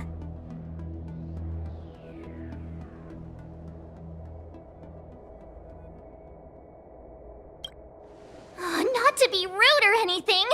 We've been watching their drama. I'm dying to find out who beats who. Quiet down. We have other guests here.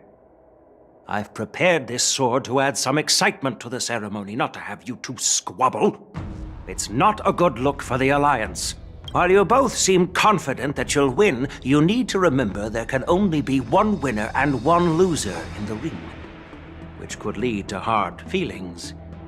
Actually, I have an idea. We don't know who the winner will be, and it might not be either of you. But if you're eyeing that prize, you'll need to work together. I want you to take on an apprentice who will take part in the war dance and win at least one match. How does that make sense? In my humble opinion, while a Cloud Knight is commendable by securing victories, It's even more so to pass on your skills and spread the way of swordplay. I'd be greatly pleased if this apprentice could represent the Express in the Wardance by displaying their Cloud Knight flair and prowess. Well, Elder Huayan's idea is quite interesting. Imparting swordplay skills requires teamwork, and both the winner and the loser will learn a valuable lesson regardless of the outcome. The question is, whom should the two of them take as an apprentice? Huh? Who? Wait, me? I noticed just now that Miss March seemed quite interested in the outcome of your sword fight. So I thought, why not teach her the art of swordplay? Oh, wait.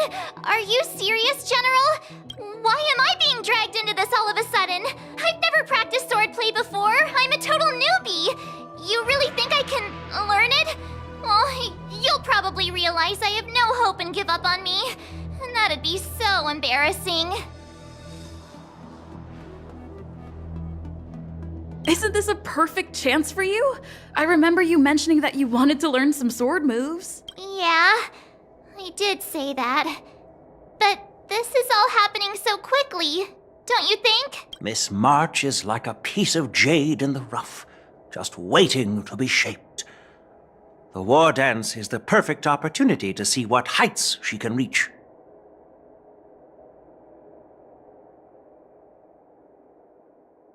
I appreciate your kind words, General Huayan. But won't teaching me swordplay be a waste of Yanqing and Yunli's time? They should be preparing for the ceremony. Oh, plus, I heard that each swordmaster has their own special moves. What if they let something slip while teaching me? If everyone knows each other's tactics, won't that mean everyone's stuck in a stalemate and unable to end their fights during the war dance? That's considerate of you, March 7th. But don't worry. It'll take you at least a decade of hard training before you can even start learning special moves. No need to freak out. A few Juming swordplay tricks will mean you'll be more than equipped. Really? Looks like March's curiosity has been piqued. The whole point is to know each other's moves. Defeating your opponent in just one move? How boring would that be? Plus, what really decides a swordsman's fate isn't some special move. It's the solid fundamentals. So Miss Yunli has already agreed. What do you say, Yanqing? General, I haven't graduated yet. How can I be qualified to teach swordplay to others? So you're admitting your defeat, huh? If you're not even confident to teach, why don't you let me be the ringmaster instead? Yanqing, teaching an apprentice is also a way of honing your own skills and gaining insights. You've been an apprentice for years. It's about time you looked at swordplay from another perspective. I see, General. Then count me in. Now that Yanqing has agreed too, it all comes down to Miss March giving her nod. It's up to you to make the final decision, March. At least that way, I won't have to worry about you accidentally shooting me in the butt all the time. Hey, I've never missed my target. Then I'm on board. Thank you for your kindness, General Huayan. Great! Starting tomorrow, Yanqing and Yunli will teach you the basics of the Cloud Knight's swordplay. Yunli and I will head out and purchase some sword practice equipment for Miss March. Think of it as a little initiation gift.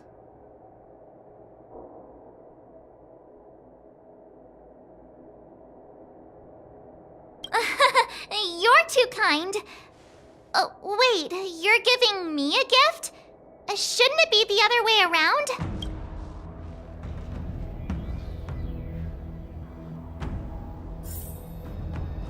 General Huayan's gone. Wait, why does something feel off about what we talked about?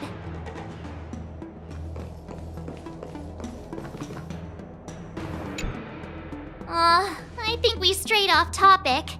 How did things even get to this point? Yeah, I brought you here because the General said he had some important matters to discuss. But how in the world did Yun Li and I suddenly become Miss March's swordplay mentors? Because General Huaiyan wants us to stick around on the Luofu for some time. But from his point of view, we're no different from all the other tourists who may leave at any time. Since the crew's actions were mentioned in the Luofu's operations log that was given to the Alliance, he probably wants to see firsthand if we're as capable as the report claims, or if we're just some made-up excuse to save face.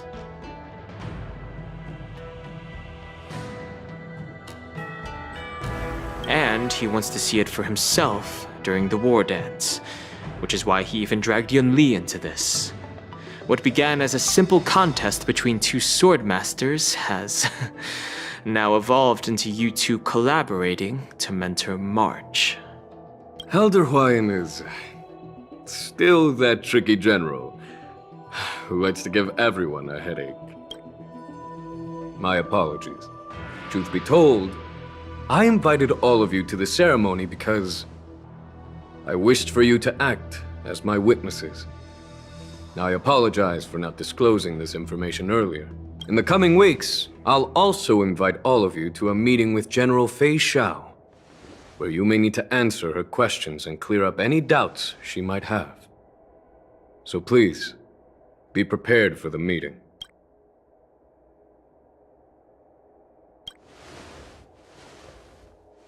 Don't worry, General. No matter what happens, I'm prepared to stay here as the Express's witness and answer any questions. Thank you, everyone. General, I know there isn't much I can do to share your burden, but...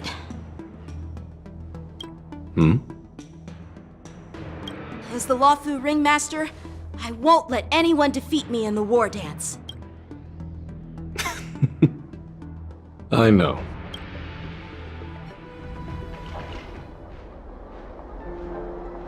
The illustrious Merlin's Claw waiting for me? And for so long, too? It's quite an honor. It's been a while, General Fei Xiao. It's been 30 years since we last saw each other. Right, Yukong? Yes. Back then, you were the vanguard of the Yao Qing's Verdant Knights. And I was a pilot of the Luofu's Rainbow Fall Fleet. Who would have thought that upon meeting again, you'd be a general, and I'd have given up flying. Really does feel like a lifetime ago. Well, I wouldn't say I haven't seen you in 30 years. After all, your great victories are announced through the Yellow Bell resonance system every day. So I'm well aware of your great feats. How's your health holding up?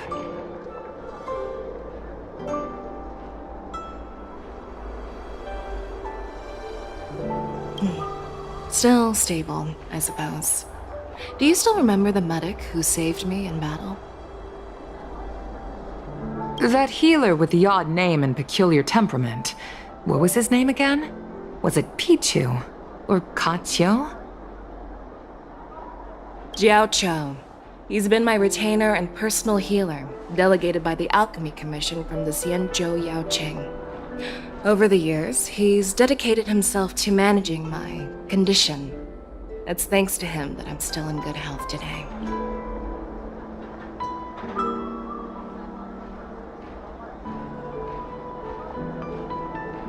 Given my background, I'm happy to have made it this far. I'm relieved to know that you're safe and sound. Well then, since you and Elder Huaiyan are here, I imagine you must have received orders from the Marshal? As your friend, may I ask how the Alliance intends to punish the General of the Luofu?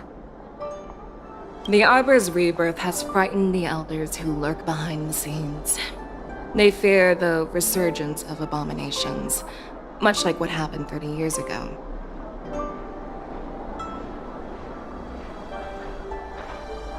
Although the report from the Luofu explained all the details, we don't know if the Ruin Legion really invaded, or how exactly the Stellaron Hunters and the Astral Express became involved. This puzzle has many missing pieces.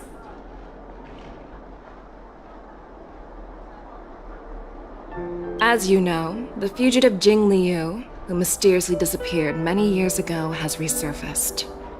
This time, she has brought along an outworlder and a coffin, claiming to offer the Marshal a method to fight against the Eons.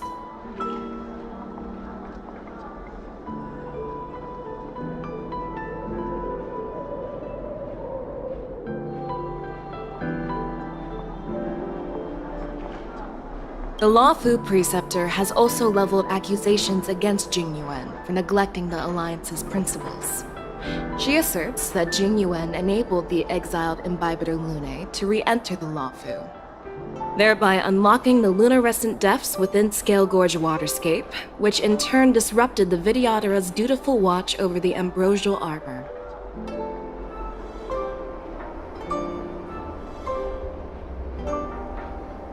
It is for these reasons that I have come here to the Luofu today. Well, duty calls. Perhaps I shouldn't have mentioned all of this to an uninvolved person, but since we once fought together, I didn't want to keep you in the dark. Perhaps pretending you didn't hear any of this would be for the best.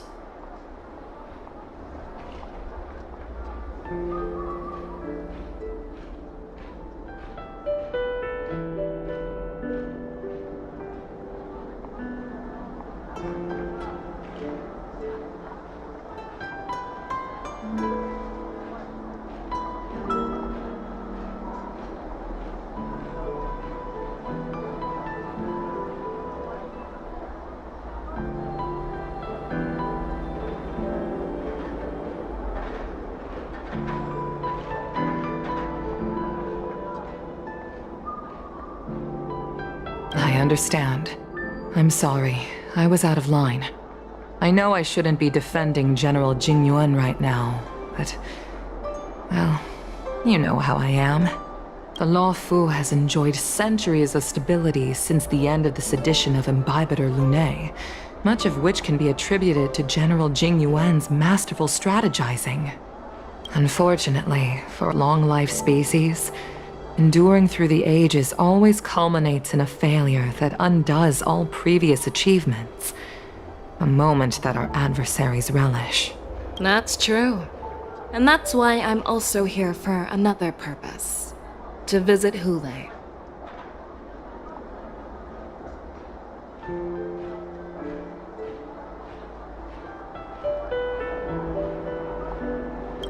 Hule? You mean that Hule? The Borisin warhead? The same Hule who has been imprisoned in the Shackling prison for over 7 centuries? The nemesis of the Foxians who will never be forgiven and shall be imprisoned until the end of the cosmos. I can't quite remember the exact wording, but yes, the very same Hule. Usually, only emissaries from the Xianzhou Luofu Skyfaring Commission visit him once every century. Why do you have to visit him now, of all times? The Foxians and the Alliance made a pact to combat the abominations, aiming to achieve justice and free their kin.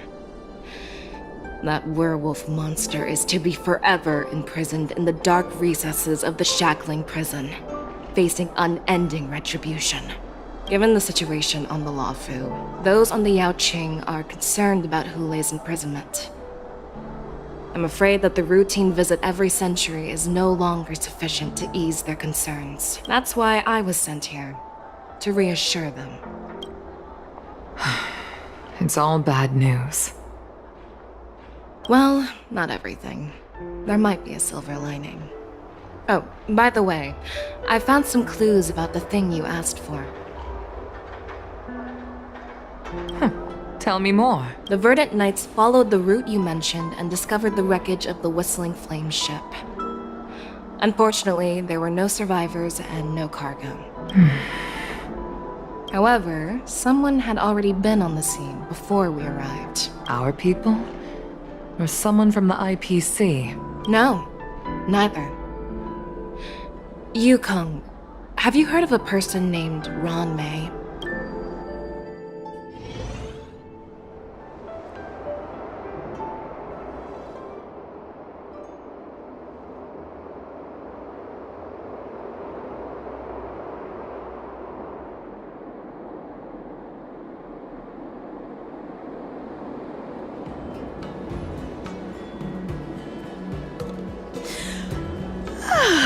I'm still feeling sleepy. Did I oversleep? Where did March and Don Hung go?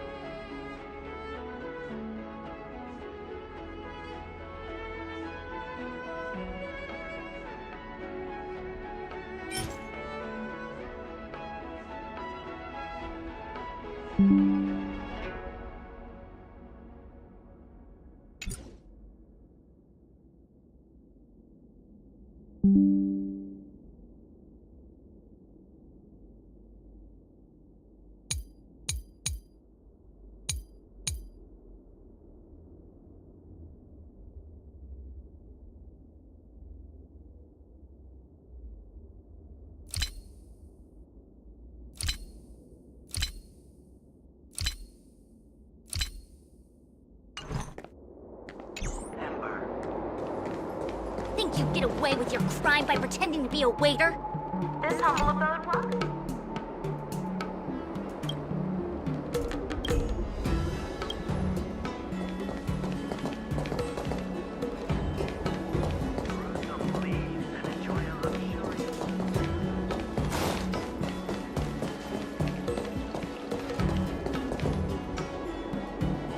There you are.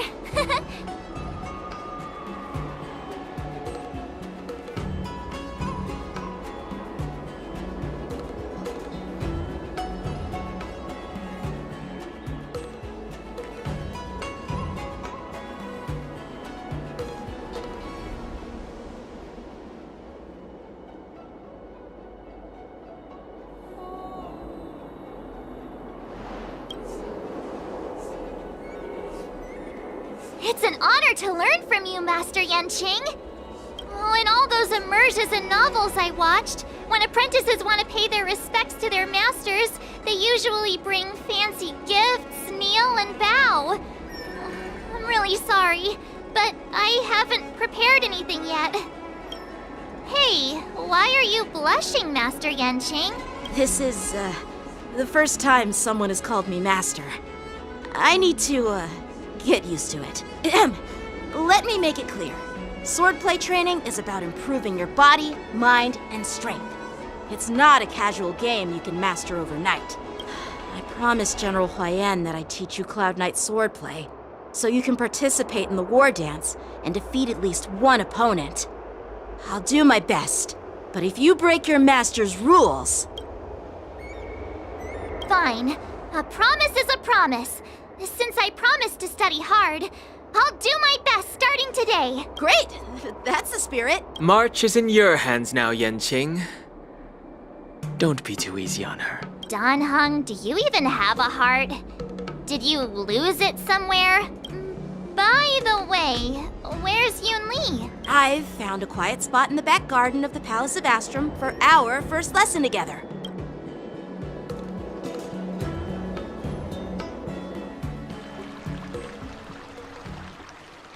Seriously?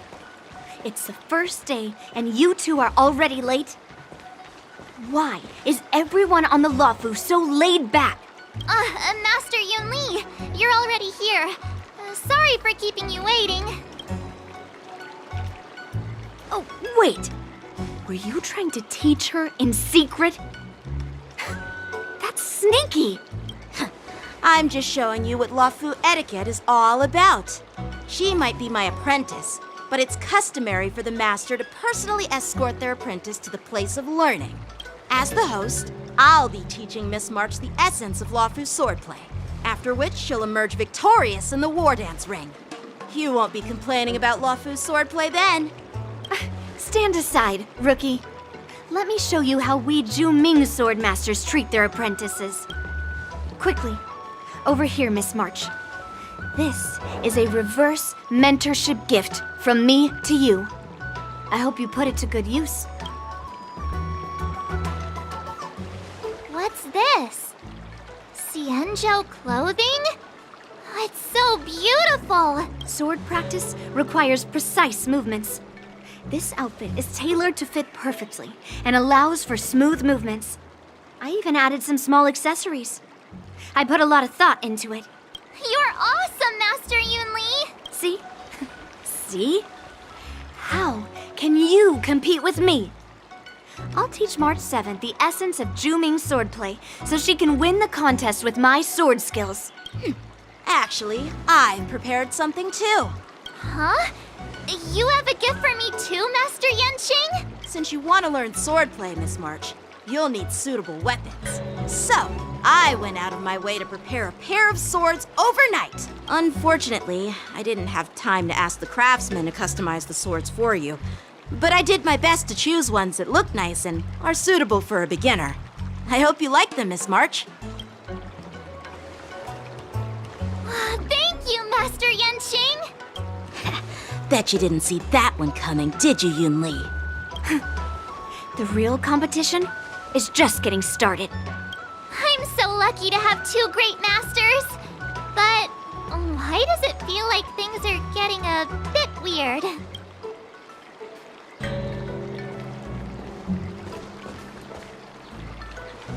So what do you think, Masters? Does this outfit suit me? Perfect. I chose it carefully. It's perfect for beautiful young swordswomen like you and me. All right, let's get started with the training. The person next to me is a Cloud Knight instructor I've brought in. For your first lesson, try exchanging a couple of moves with him. Wait. We're having actual combat training for the first lesson? Isn't that a bit too intense? Well, I heard you have some experience with archery and martial arts. The first thing we're going to do is see just how strong your fundamentals are. Come on, step forward and strike with the sword in the most natural way you can think of. It's important for us to grasp your natural movements so we can decide where to start and what you need to learn. If you're ready, let's begin. Okay.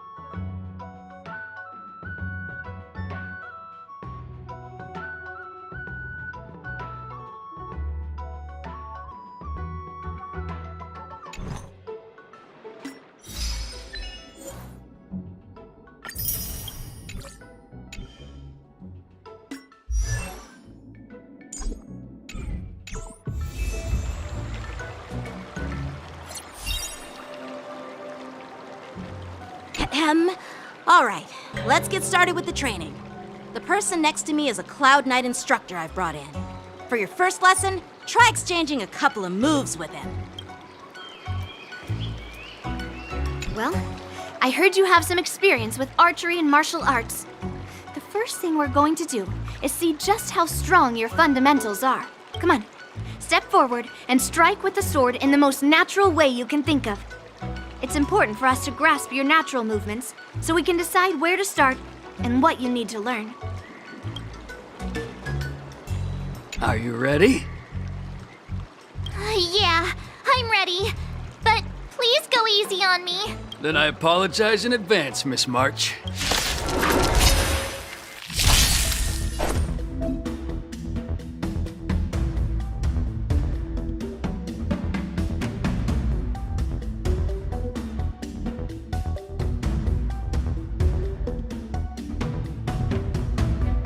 Oh, come on!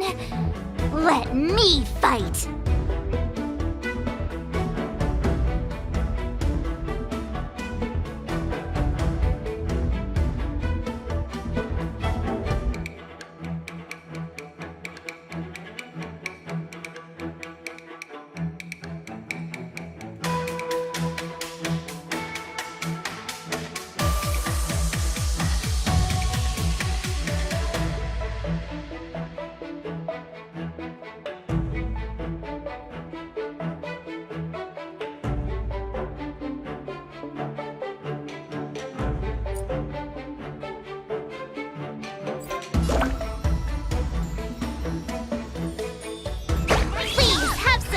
Pay close attention, Miss March.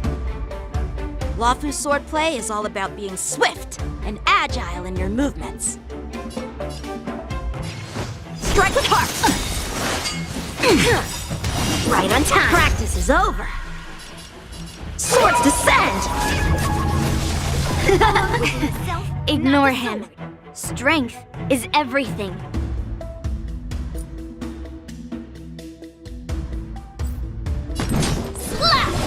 Like this? Well done!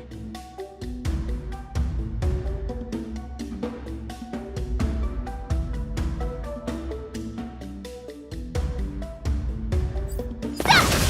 How many can you block?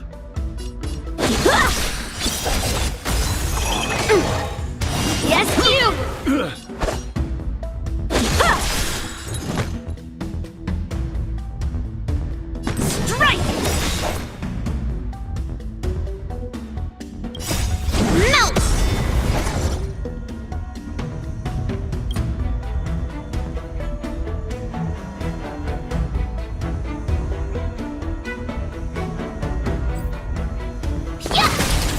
Starting to get the hang of it.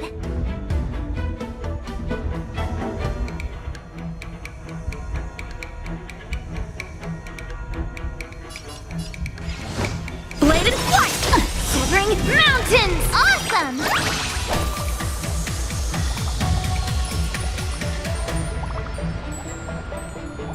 With a true heart and focused mind, here I come! Really do.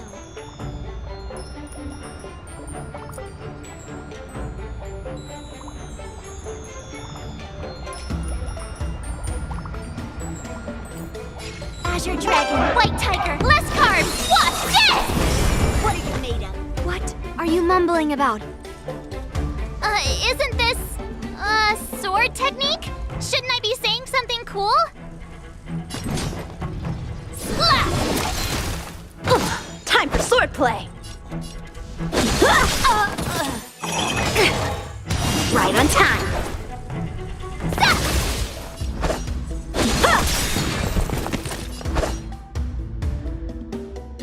Practice is over! Swords descend!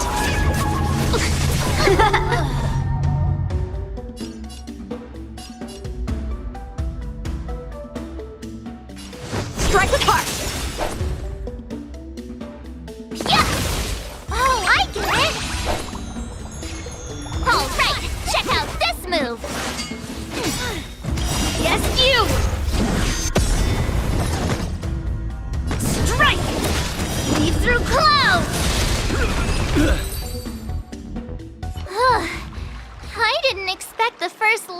lesson to be so intense.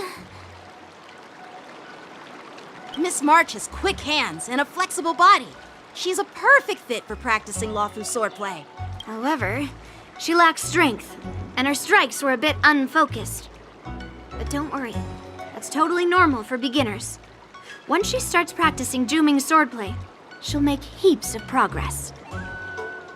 Given the situation, I believe Miss March should start by working on her strength. Seriously, do you actually know anything about swordplay, or what? I could ask you the same thing. Dual swords require agility. So what's more important than footwork? Instead of focusing on her strengths, we should address her weaknesses. The drawback of wielding two swords is not generating enough force. What good is being quick on your feet if you don't have strength? It's not like we're dancing here. Skilled sword masters know how to play to their strengths and work on their weaknesses. Start with what you're good at, then tackle your weaknesses. That's the right way to learn. You're quite the theorist, huh? Theorist? You claim to be able to talk to swords. So what does that make you? A lunatic? Hey, it's only my first lesson, and you're already arguing. Come on, calm down, masters. I'll have to improve both my footwork and strength anyway, so... But it does matter. Just listen to me, March 7th. Aww.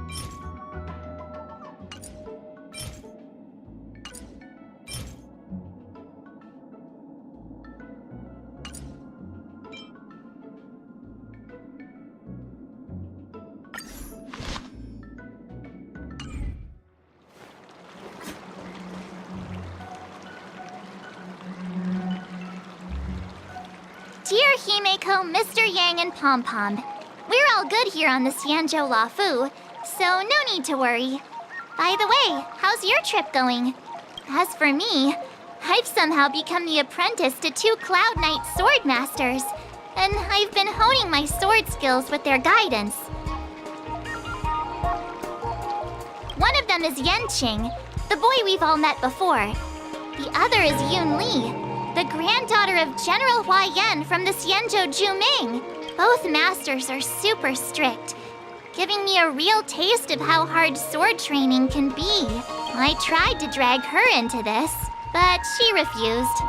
Then I tried to rope Dan Heng in, but Master Yanqing wouldn't have it. Still, I didn't let the difficulty get to me. In just a few weeks, my sword skills have improved a lot. Both my masters think I have unique talents in swordplay, and are literally fighting each other to teach me their skills. Thanks to their guidance, I've actually made some progress. When I get back to the Express, I'll definitely show off my skills and impress you all. Looking forward to your reply. Yours, March 7th.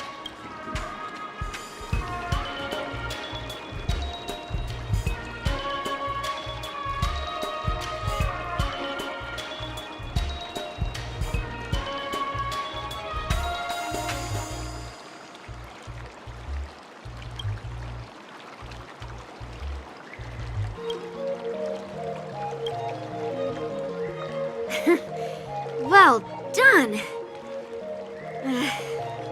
Let's call it a day.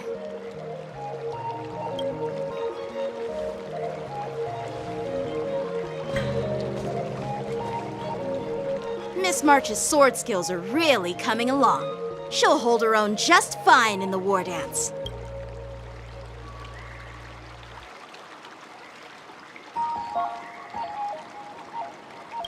Perhaps I might have a shot at beating both masters in the ring?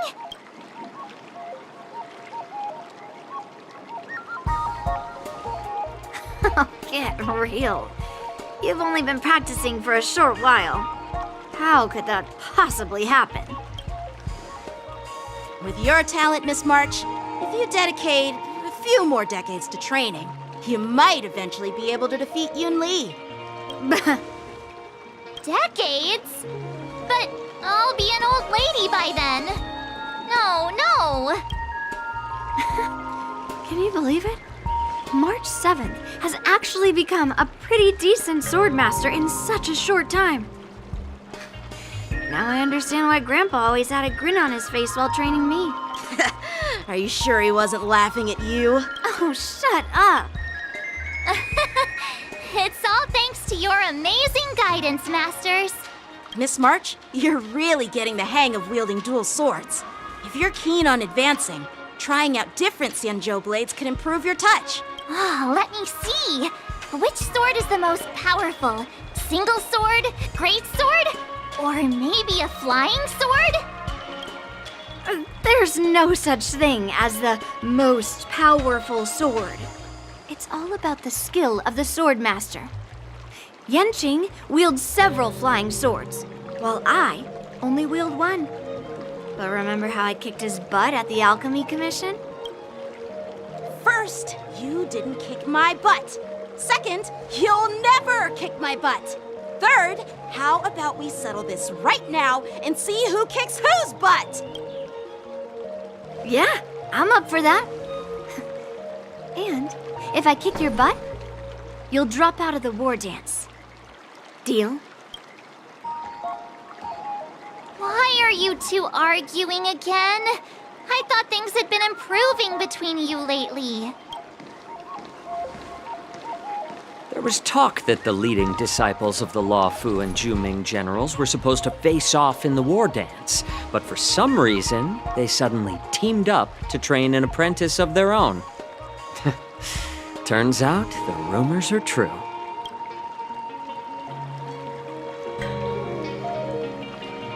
Tomorrow is the big day of the Wardance. Shouldn't you two be focusing on honing your skills instead of teaching swordplay here?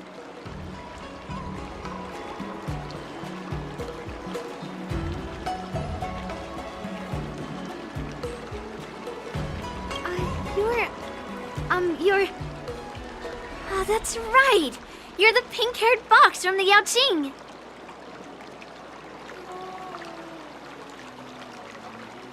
This is Mr. Jiaoqiu, the healer working for the general of the Xianzhou Yaoqing. Ah, got it. So, you're the participant attending the war dance on behalf of the Yaoqing. And you were trying to sneak a peek at our training? Sorry for the misunderstanding. I don't know anything about martial arts. I'm just here on the General's orders to take care of some official business. I didn't mean to interrupt your training.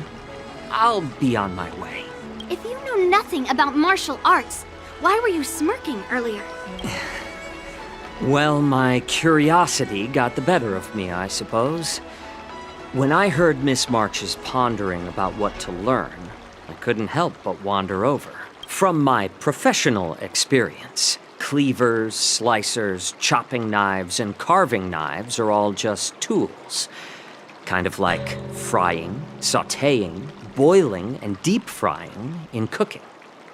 They're just ways for people to show off their skills. How you use them really depends on the ingredients you're working with. It's like your sword teaching methods.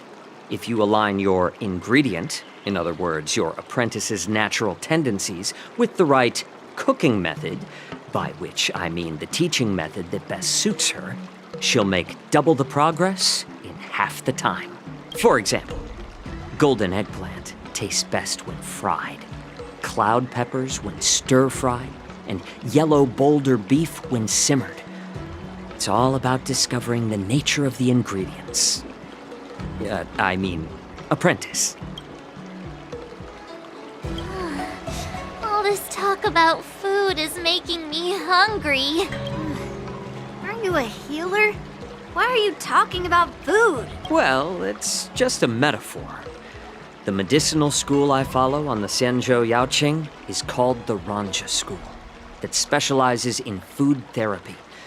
So it's only natural that I know a thing or two about cooking. So, you're the general's cook? I'm a healer. But anyway, a cook who isn't interested in health doesn't make for a good advisor. Fine. Call me a cook if you want. Seeing the way you're looking at me, it's obvious you think I'm just some feeble academic who likes to blabber on about martial arts. But, in reality, I know a thing or two about killing. After all, the art of healing inherently encompasses both life and death.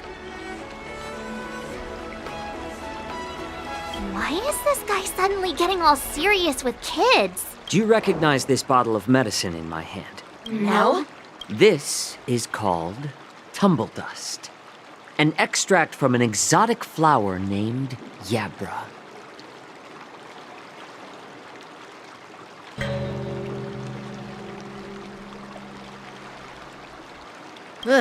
Is it poison? Well, it depends on how it's used. With just one drop, it's able to numb a patient's body during surgery, making them painless throughout the entire process. However, increase the dose or the potency, and it'll slow the metabolism, making the blood thin and resulting in the loss of all senses. Even long-life species cannot escape its effects. This thing can save lives or take them. It's more powerful than the swords in your hands. That may be so, but still, I prefer settling things with a sword than, you know. Huh. Looks like I did get you all wrong. You're not a feeble scholar, but a sinister and despicable one. Hey, why the insults all of a sudden? I'm just sharing some medical knowledge here, not persuading you to poison anyone. Seems like you get real excited when talking about poison. I can't tell if that's an honorable thing or sinister. Picture this. 2 individuals. The one standing is full of malice. The other lying down is honorable and righteous. How can the one who's lying down label the one standing as sinister? In the throes of combat, where life and death hinge on a singular moment, every idea fades into nothingness. The only thing that matters is staying alive. Surviving the battlefield reshapes all notions of worth, be it integrity or treachery. In my eyes, their significance is negligible. Perhaps you've underestimated Yunli and me, Mr. Xiaoqiu. We may be young, but we've seen our fair share of war. Well, well. Then you should know that the Wardance is nothing more than a contest. So why are you so focused on it? When I was appointed as the ringmaster for the Wardance, I asked the general, we Cloud Knights are supposed to charge into the fray and slay enemies. Why do we have to swing swords in a ring just to please an audience? And this is how the general replied. To unsheath your sword in a ring is no different than on the battlefield, as your sword reveals the might of all Cloud Knights. The Wardance is the perfect chance to showcase martial virtue and forge alliances from all over the cosmos. When we unsheath the sword without drawing blood, we not only display our might, but also the martial virtue of the Cloud Knights. That's quite an insightful statement, Yanqing. Well, my apologies for being so short-sighted. I've been on the Luofu for quite some time, but I haven't had the chance to see the ceremony venue for myself yet. Hearing you speak so highly of it has piqued my curiosity. Would you mind showing me around?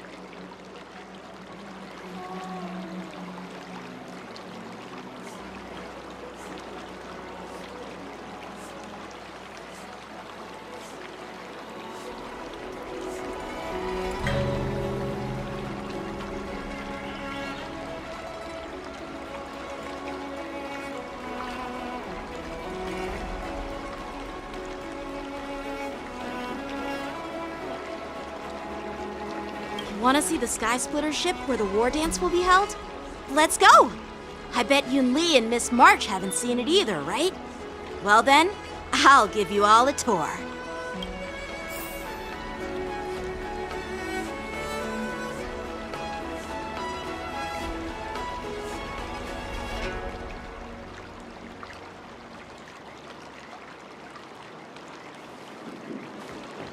Surviving the battlefield reshapes all notions of worth, be it integrity or treachery. In my eyes, their significance is negligible.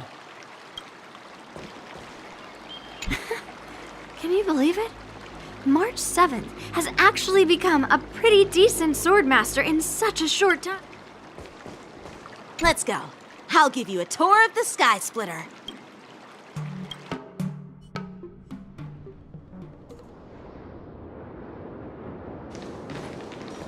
Looks like a lot of other visitors have also come to catch a glimpse of the Sky Splitter.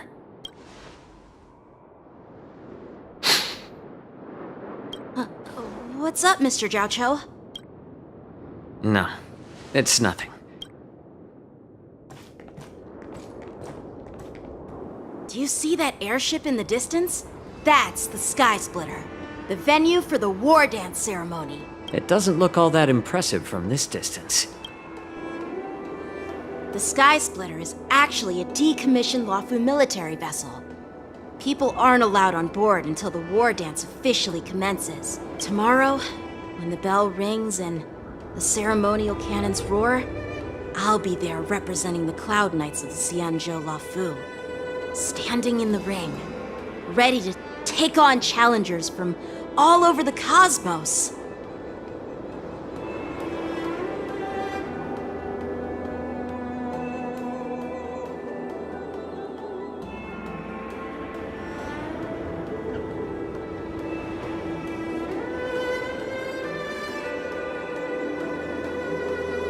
Since I was a kid, I've been training in swordplay and the art of war under the general.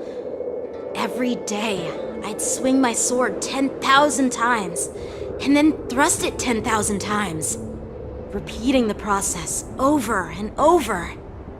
I understand that I'm not like other kids, I never envied the toys and freedom they all had.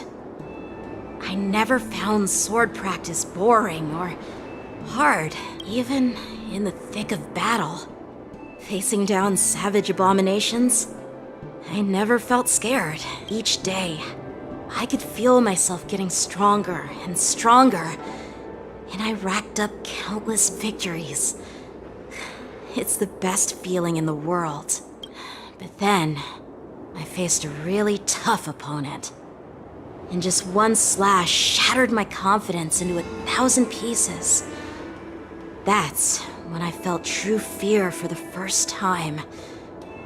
Maybe that's what Mr. Xianzhou meant by life and death hinge on a singular moment. Every idea fades into nothingness.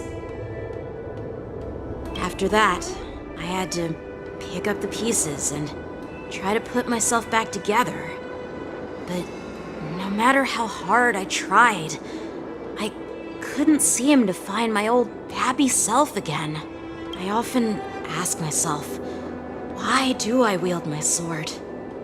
If defeat is inevitable, why do I continue to fight?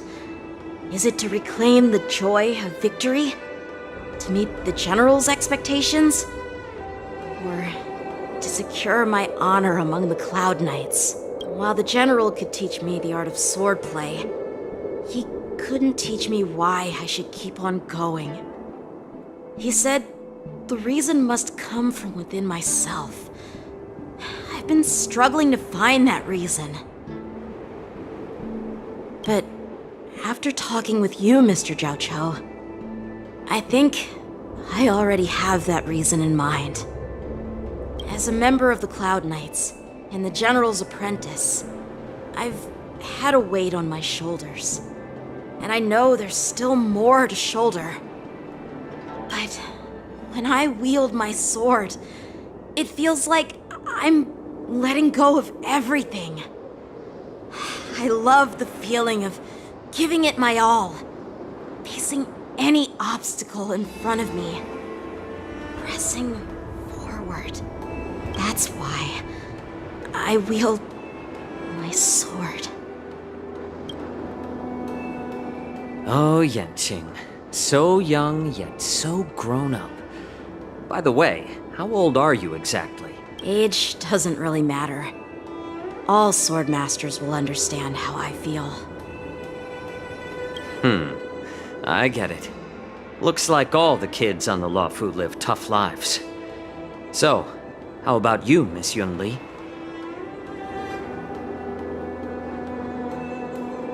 It's not polite to ask a girl her age, no matter which Xianzhou ship you're on. I'm not asking your age. I'm asking if you have a dream like Yanqing has. You don't talk like a cook. You sound more like a TV host or something.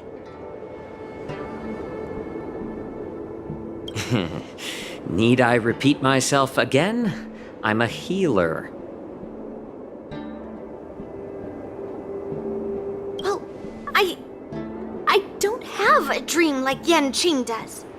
The only reason I'm participating in the Ringmaster's Challenge is because I made a promise to my grandfather. I want to win the precious sword he's contributed to the Wardance. Sounds like that mind of yours is just filled with swords. I bet you've got nothing better on your mind. My father was a craftsman on the Xianzhou Juming. Because of his foolishness, many innocent people fell victim to the cursed swords he forged.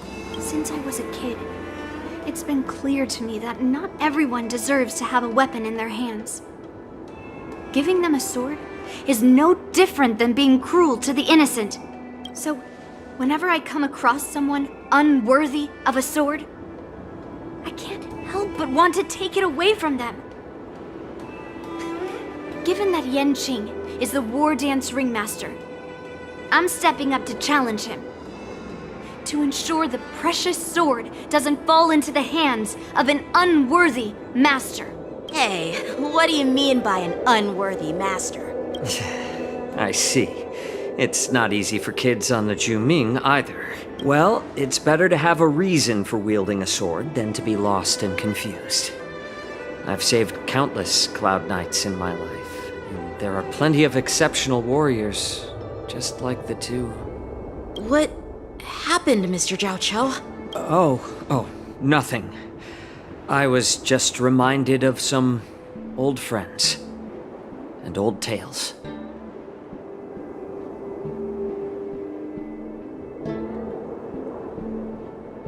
Judging from my professional perspective as a healer, both of you possess remarkable vitality. Your energies flow like raging fires and mighty gales. The upcoming fight will definitely be impressive. Well, we've seen the Sky Splitter and toured the Stargazer Navalia. I guess it's time to say goodbye for now. What? You're leaving already? But you haven't asked me about my dreams. I've been working hard too, you know. It's getting late, Miss March. Unlike you lot, I'm a grown-up bound by responsibilities and duties. The tasks entrusted to me by the General won't complete themselves. By the way, Yanqing, is it normal to have so many people wandering around in an automated area like the Stargazer Navalia? Actually, this is a restricted area. But since you're all guests, I made an exception, so you could take a look around. I understand. Well, I'll take my leave. I wish you both the best of luck in the ring tomorrow.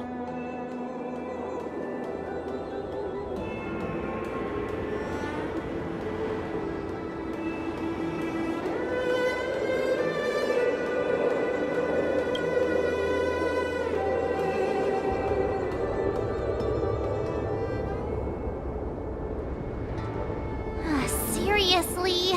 I just spent so much time thinking about my dream, but he didn't even ask me.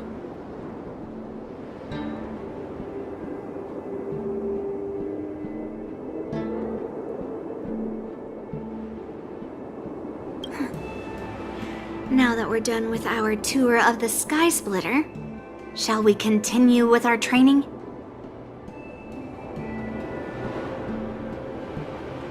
Why don't we take a day off?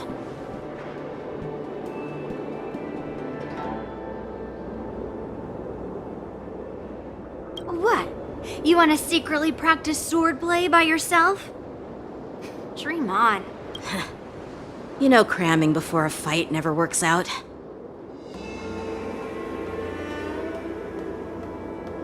For some reason, seeing the Sky Splitter has boosted my confidence. So, I've decided to conserve my strength for tomorrow. All right, I'll take you out of the Stargazer Navalia.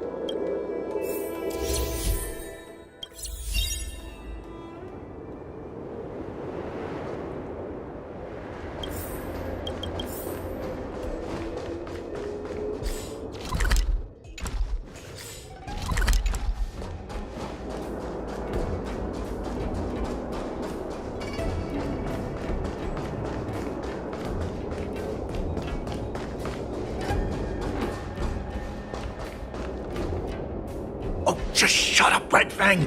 This is not a beast ship. I need some time to take care of things.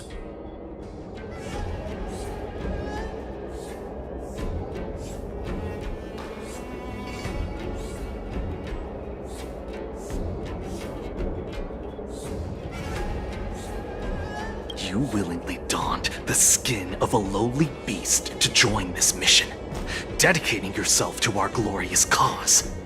And now you're telling me you can't handle it? Do you realize how many ships we need? I'm doing my best, all right? It takes time to figure all this out. When the guns go off tomorrow, all eyes will be on it. That'll be our only chance. How's that? Who's there?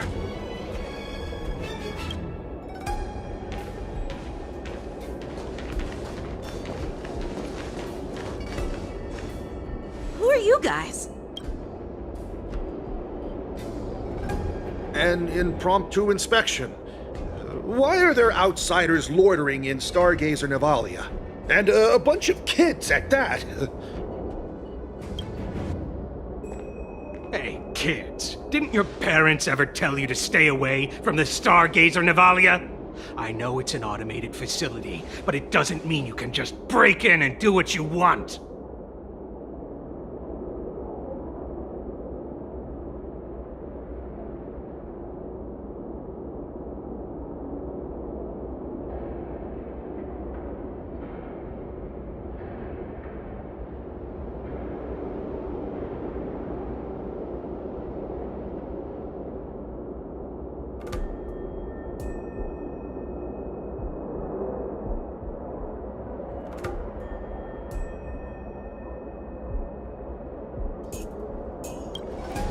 First of all, I'm an adult.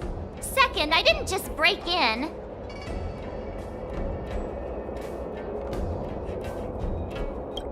Yeah, we flew here on a star skiff. Like, whoosh!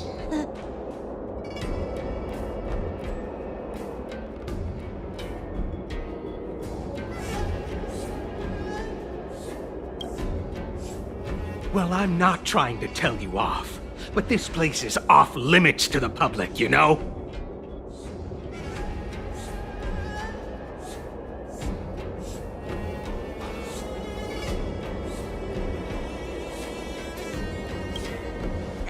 Big sis, let's go. I want to play in Ever Hunt Planes.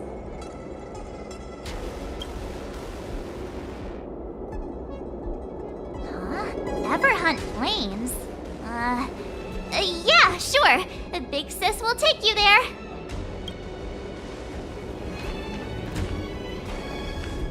Shuha! You should have let me.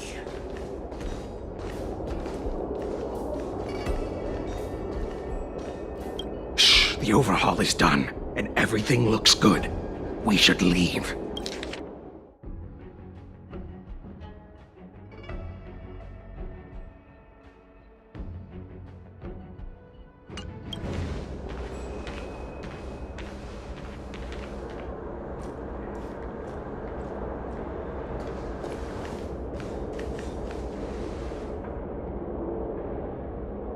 Could you repeat what you just said, Yanqing?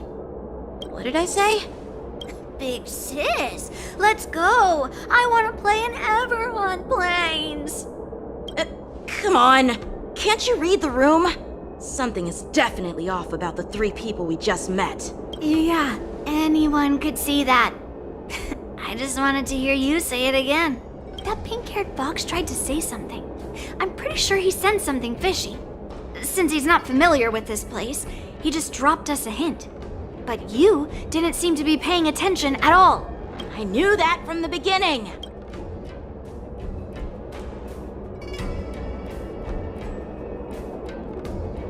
That Cloud Knight didn't recognize Master Yanqing at all.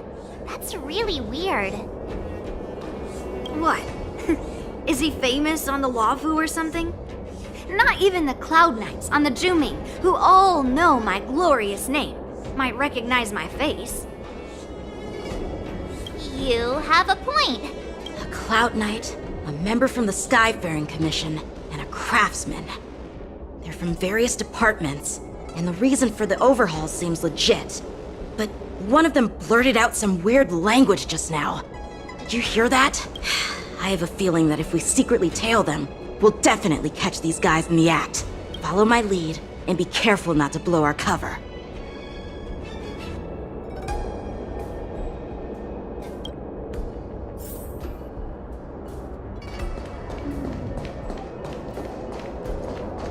Never mind who they are. Let's just film them.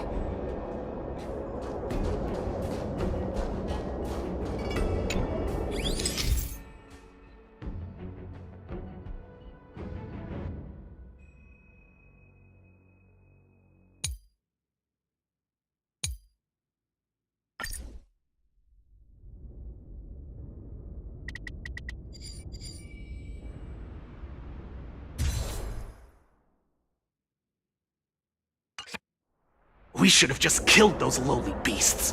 Those little brats won't take up much space. There are boxes all over this place. Just dump them into one and no one will notice. Cut the theatrics, Grulok.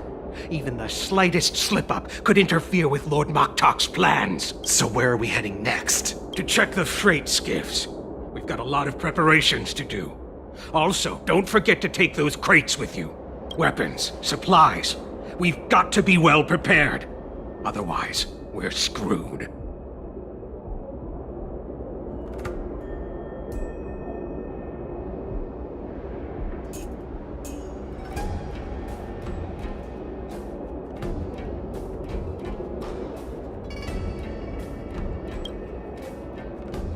So, are they smugglers? What exactly are they up to? I have no clue, but they seem to be moving those crates. I've got an idea. We can hide inside the crates and follow them.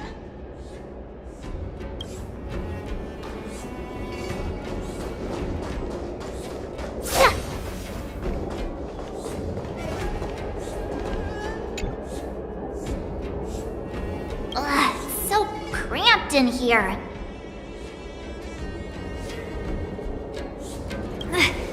I can hardly breathe. Just hang in there.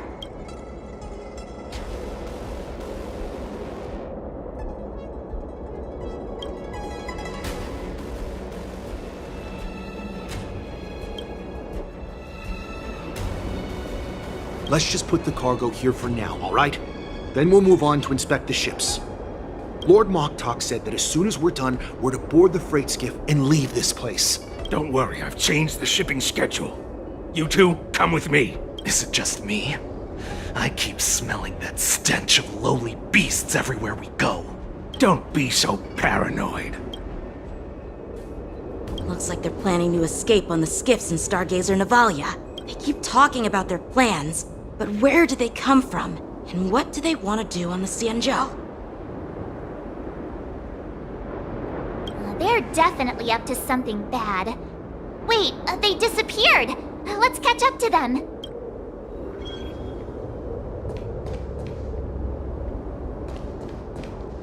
Tread softly, breathe quietly, and make sure to keep an eye on them. Hide out of sight as soon as there's any sign of activity.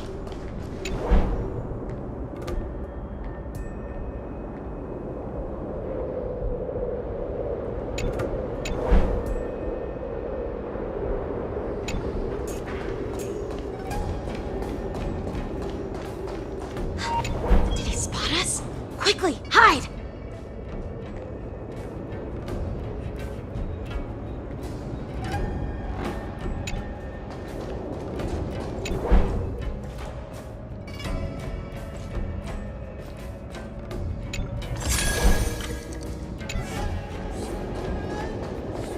Don't be so paranoid. We're running out of time. Get over here! Shuhard, I'm coming!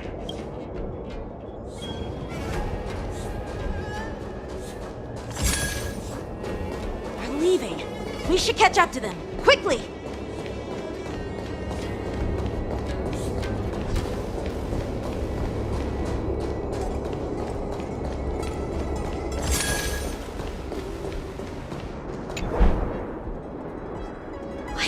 Up to? They're all wearing official uniforms, but I'm pretty sure they're not members of the Skyfaring Commission, the Artisanship Commission, or the Cloud Knights. This is way too suspicious. Never mind who they are. Let's just film them. That way, if they do anything bad, we'll have solid evidence against them.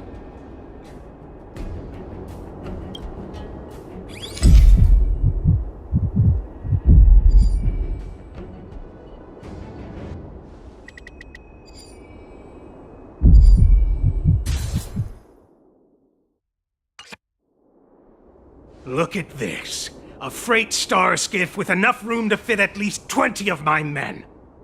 I'll let the others know and have them prepare more star skiffs.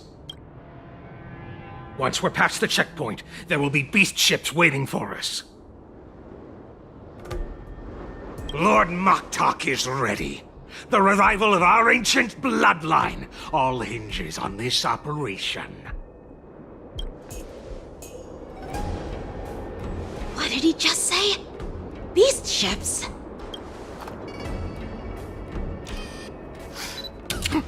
Who's there?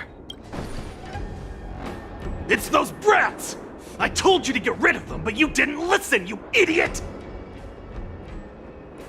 Wipe them all out!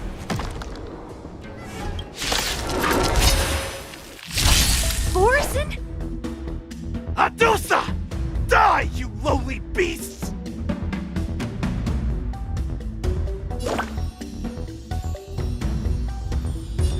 Nice job! The future is bright.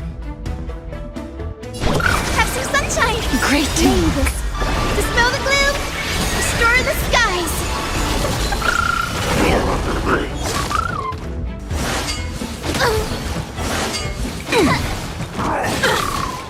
Please cherish this time.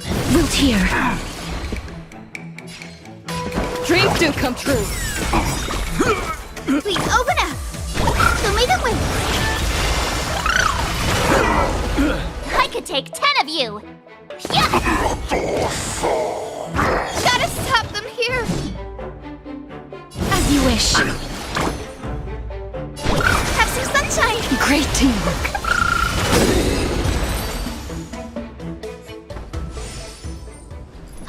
How is this possible? How did these Foxians change their appearances like that?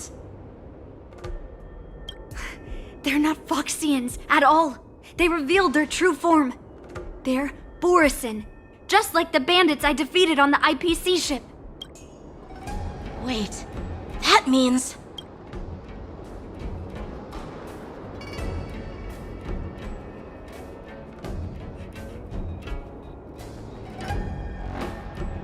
Well, how did the Borison manage to infiltrate the Xianzhou? It's not just a simple disguise of wearing our clothing and shaving their whiskers. They're somehow able to alter their appearance to be indistinguishable from Foxians. They even have official IDs for the Skyfaring Commission, the Artisanship Commission, and even the Cloud Knights?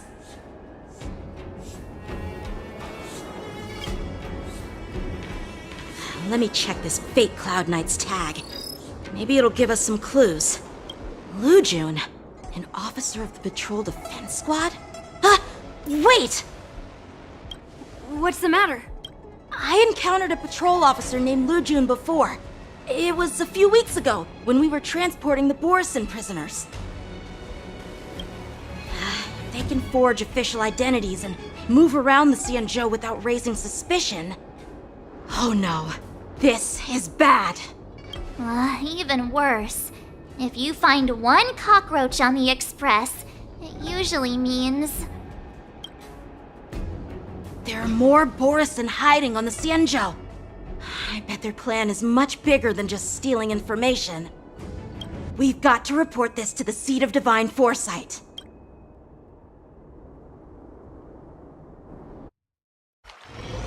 It's still early. Where to now?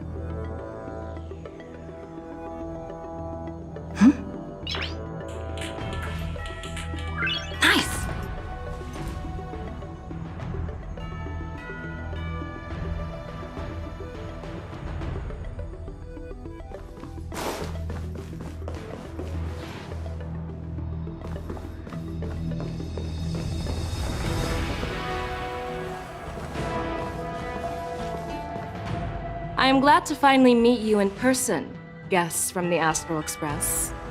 I'm Fei Xiao, the general of the Xianzhou Luofu. Let me introduce our guest to you. The one dressed in green. He's the reincarnation of Imbibitor Lune, and the person behind him is the newest member of the crew. I've heard a lot about you. Outside the reports from the Luofu, the Skyfaring Commission of the Yaoqing has also gathered plenty of information about both of you. I've been eager to meet you face to face for reasons that I'm sure General Jing Yuan has explained, right?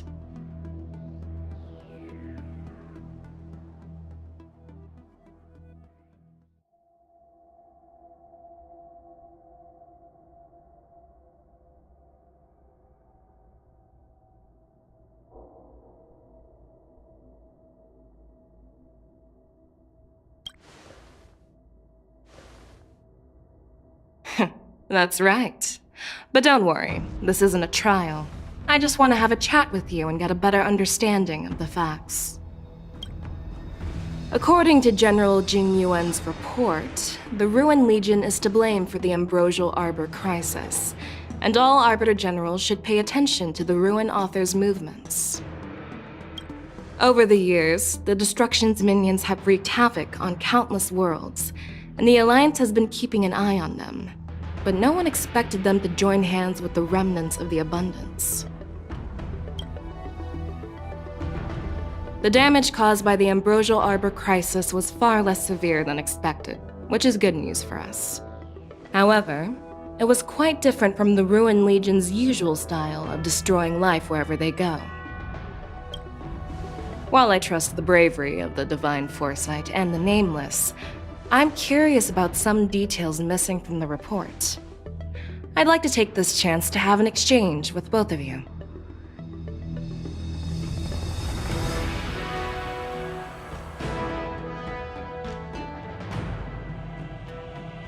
Let me be clear. The questions I'll ask might not reflect my actual thoughts, so please don't take offense if any of my questions seem a bit harsh. Please go ahead, General. But keep in mind, we can only answer based on what we know. And perhaps you already have the answers to your questions in your heart. You have a clever tongue. I like it. The Merlin's claw is quite articulate. Right now, her intentions are unknown, and Jing Yuan wants us to be honest. Maybe I'll just stick to the facts we know. Let's cut to the chase. Before the crisis struck, the Astral Express was guided here by a Stellaron hunter, a wanted felon, in an attempt to resolve the Stellaron crisis.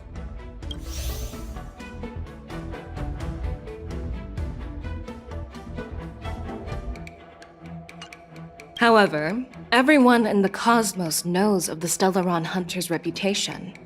So, why did you place so much trust in them?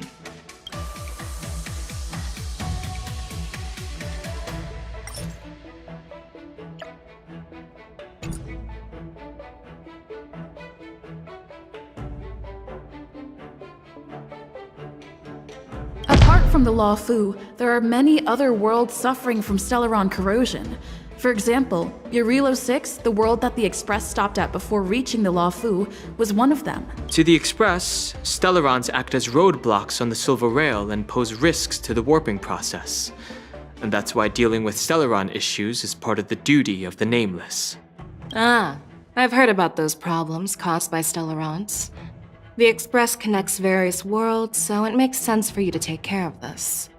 The cosmos is a mess, and the Trailblazers are just doing their best to fix it. I understand. Let's move on to the next question. The reports suggest that Don Shu, the master of the disciples of Sanctus Medicus, colluded with the Lord Ravager and used the power of the Stellaron to resurrect the Ambrosial Arbor. But here's the thing. Don Shu was just a chief alchemist. Even if she colluded with our enemies and summoned the Stellaron, how did she manage to bypass the Videodora guards around the Ambrosial Arbor?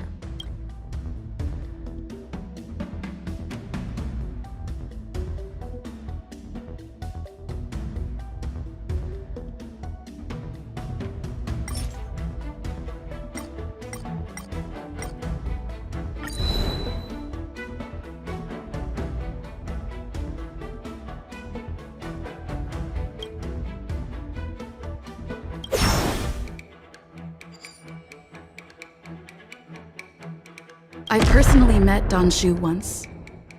Her closest friend was killed during the war on the Fanghu, and she harbored deep hatred towards the hunt. So she spent years making preparations in the Alchemy Commission in order to take revenge on the Xianzhou. Revenge is also a form of the hunt. However, that doesn't explain how she managed to bring the Stellaron into the Scale Gorge waterscape, which was guarded by the Videodora. Well, you should ask Don Shu herself for the answer. Unfortunately, Don Shu is dead, and even her corpse has crumbled into ash. That's one less clue we can pursue. Oh, it seems that your answers have addressed all my questions. Generals, I am finished with my questioning. So, what do you think, General Fei Shao? Have the doubts in the report been cleared up? The two nameless have been honest in their answers. Even though there are some tricky details, my intuition tells me there is nothing wrong. However, the 3 questions I posed earlier were not just for the nameless, but for you too, General Jing Yuan. First, the disciples of Sanctus Medicus grew uninterrupted on the Luofu, yet the 6 charioteers were not aware of it. That was a dereliction of duty.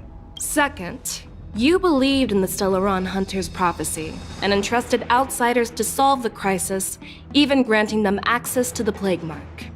That was a dereliction of responsibility. Third, you insist on holding the Wardance right after the Ambrosial Arbor crisis, putting the Luofu back in the spotlight. That is a dereliction of wisdom. Merlin's Claw. Is this your line of thinking, or the 10 Lords? From the moment I walked in, I made it clear that the questions I'd ask might not reflect my actual thoughts. The disciples of Sanctus Medicus were deeply rooted and had been plotting for a long time. I admit it was my negligence for not noticing it earlier. As for the Stellaron Hunter's prophecy, I didn't believe all of it, but in the end, the Luofu did survive the Ambrosial Arbor crisis.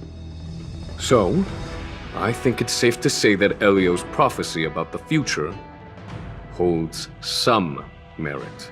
And as for the Wardance, do you think I'm unaware of the risks?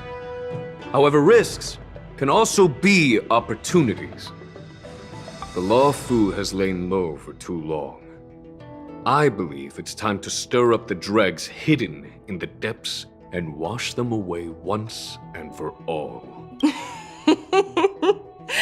Just as I expected from our sophisticated divine foresight. You have a way with words. I like it. But, unfortunately, ever since the report was submitted, the Alliance has been filled with rumors and speculation. Even within the Luofu, there are people accusing you of neglecting your duties, resulting in the Ambrosial Arbor's resurrection.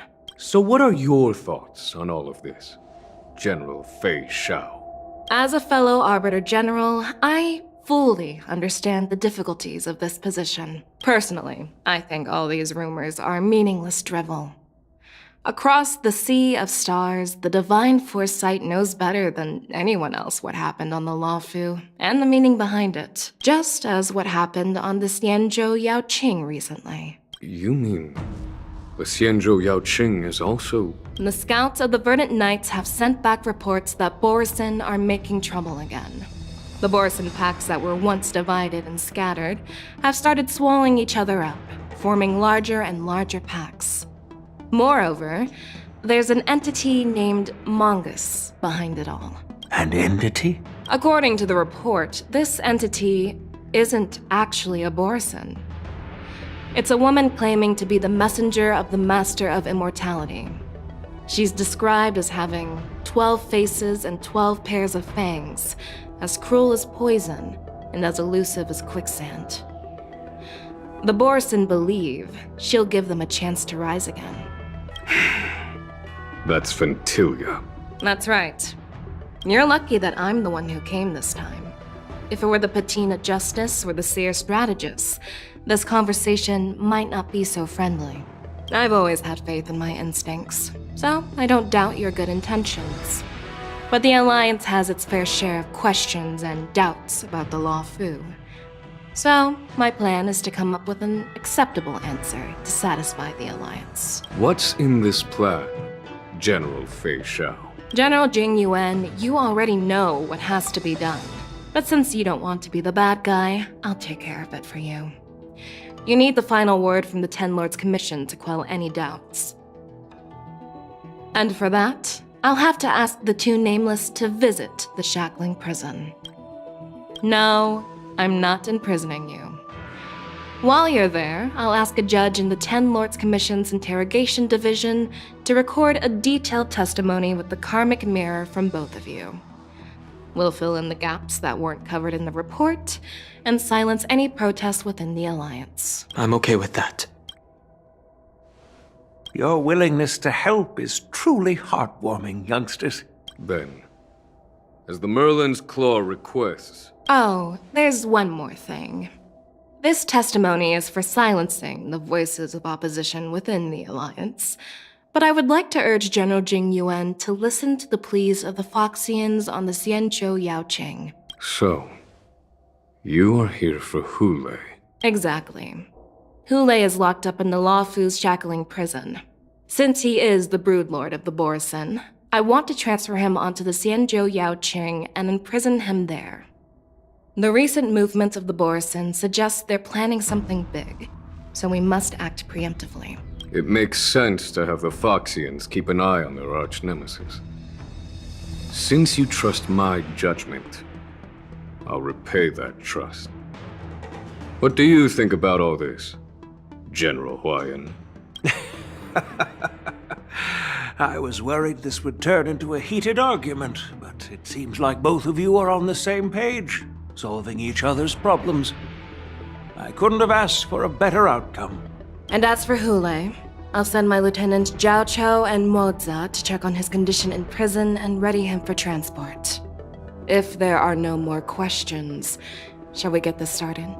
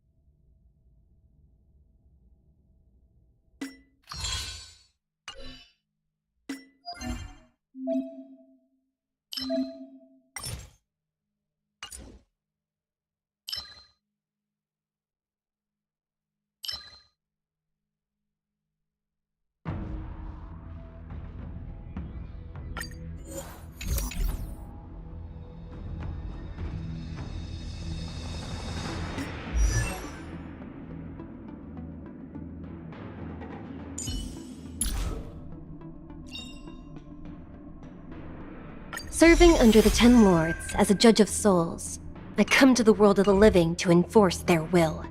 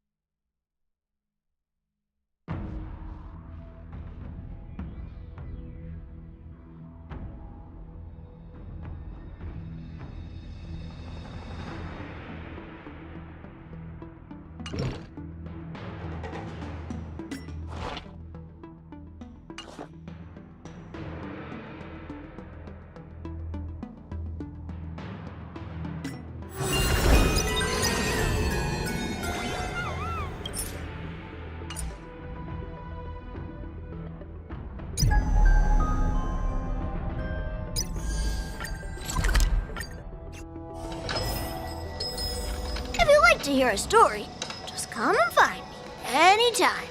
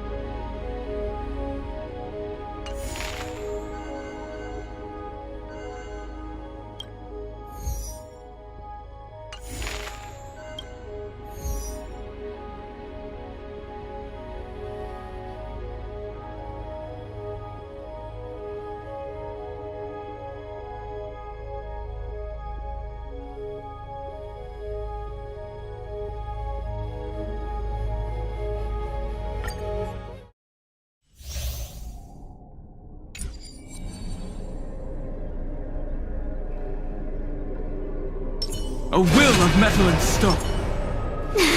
Cool it. That's a tough nut to crack. Turn over this eternal page. Light up the dawn. Mountains roar, dragons rise! Earth shatters, heaven trembles! 1,000 wonders to fight as one! Dragons, obey the soaring above the lands! This is permanence! Oh. Let's be friends.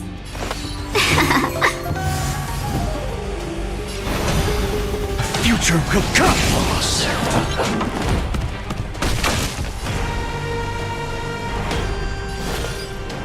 Stars, shine for the heroes.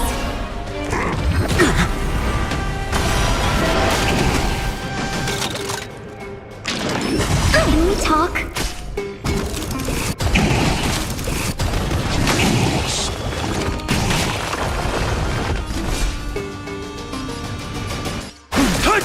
Welcome, customers.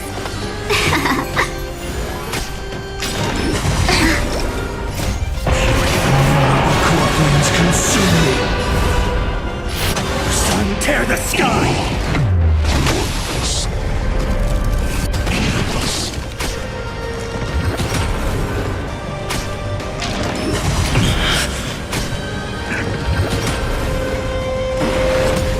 I'll never quench the flames with blood.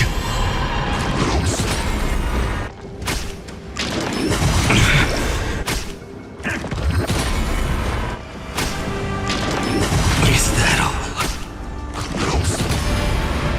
Branded with strife!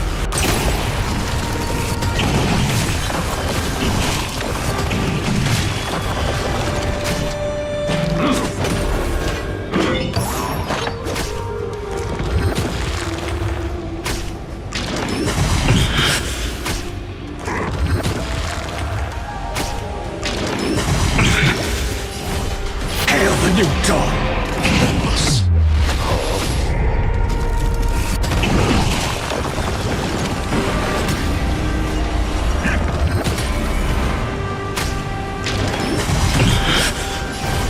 Quench the flames with blood!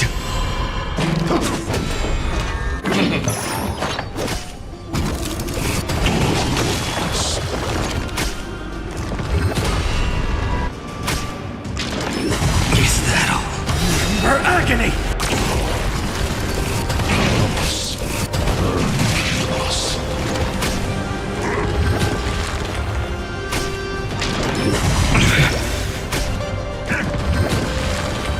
I'll never you. Sun, tear the sky!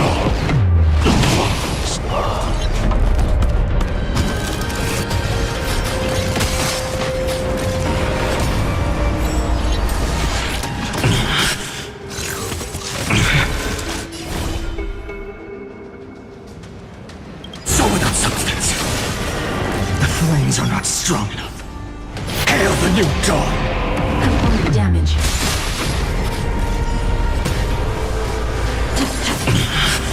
Suppress. All stars burn to ash.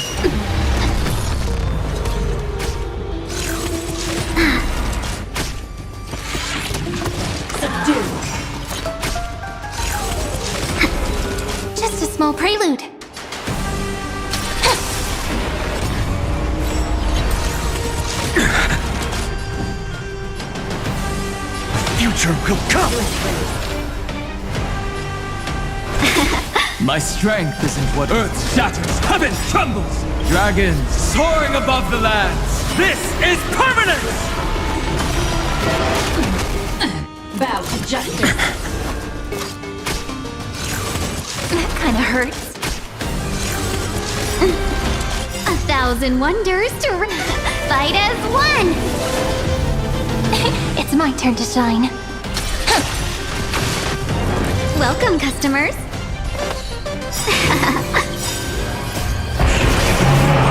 Flames consume me! Sun, tear the sky! Component damage.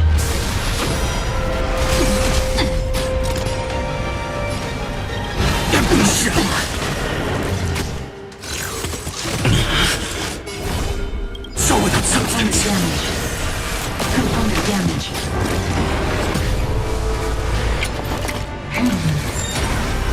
Caught in the web.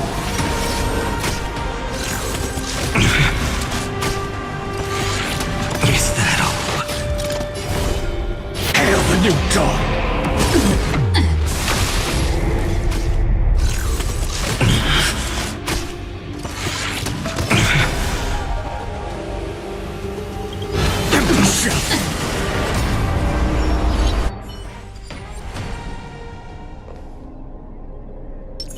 Vital reform! Sound lingers. Be careful. Existence is unity. Guide with the rainbow bridge. Have some sunshine. Great team.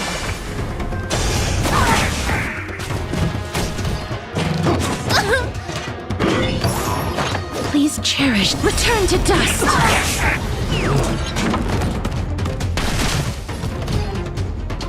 Dreams do come true. The mood is. Let the show begin. May this dispel the gloom, restore the sky. I shall remember this warmth. Eternal. Every petal, all will be swept away by the wind.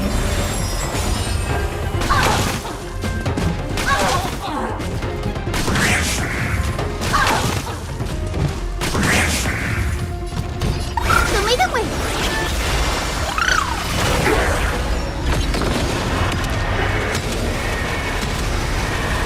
May death protect us!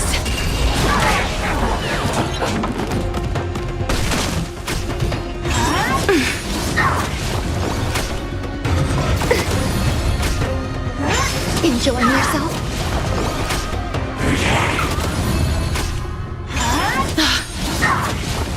Life is not so fragile. As you wish. Time to test our rapport. The future is bright. Have some sunshine. Great teamwork. Some value, I suppose.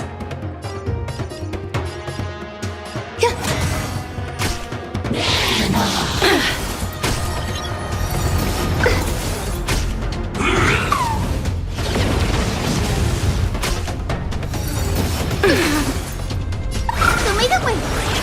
May this dispel the gloom, restore the sky. I shall remember this warmth. Please chair wilt here. The mood is. Let the show begin.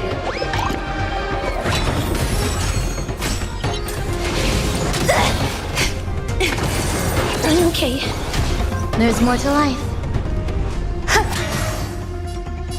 Have some sunshine. So this is the warmth of life. Embrace a new life.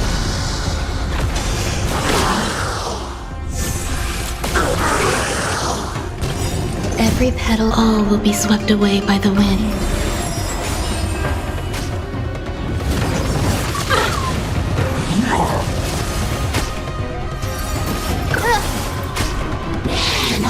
Enjoying yourself?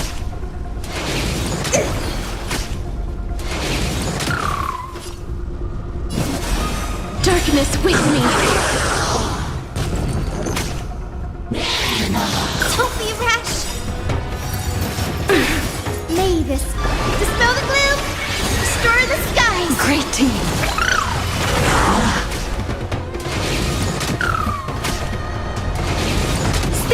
Take your positions.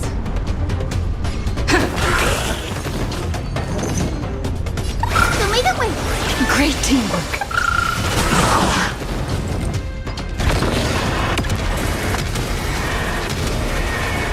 May death protect us!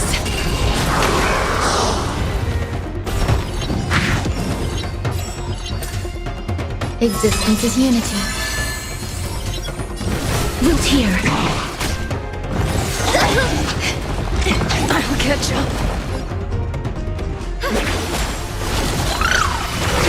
Stay in step.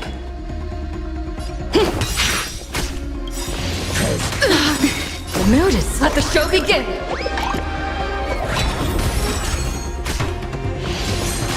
Enjoying yourself? Dispel the gloom! Restore the skies! So this is the warmth of life.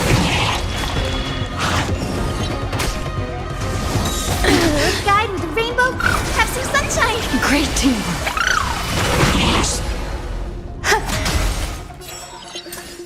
As you wish. Take your positions. The future is bright, so lead the way! Great teamwork. Every petal, all will be swept away by the wind.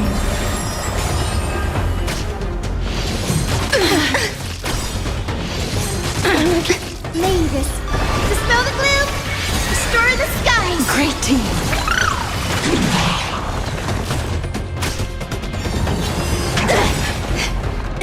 Embrace a new life.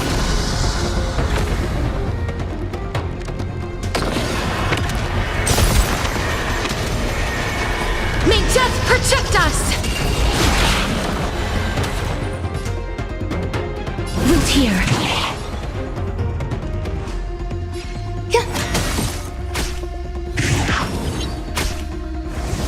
That hurts a bit. The mood is... Let the show begin!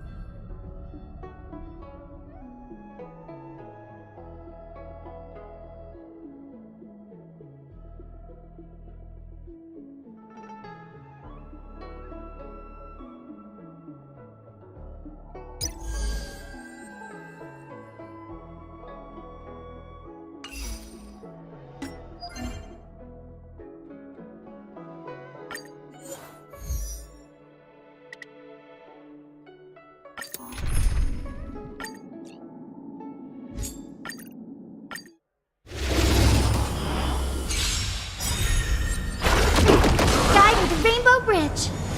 Mavis, dispel the gloom, restore the skies. I shall remember this warmth. So lead the way.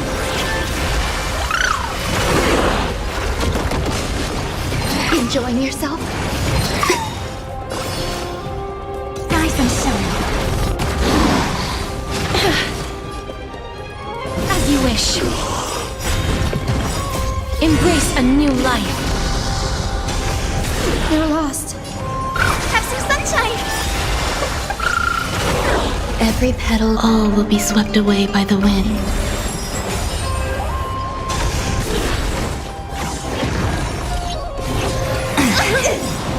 Don't worry, night falls. Good night. Till we meet again. The future is bright. So lead the way.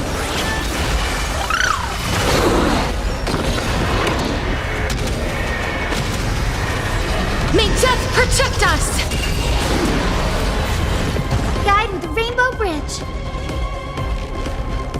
Mavis, dispel the gloom, restore the skies. I shall remember this warmth. Have some sunshine. So this is the warmth of life.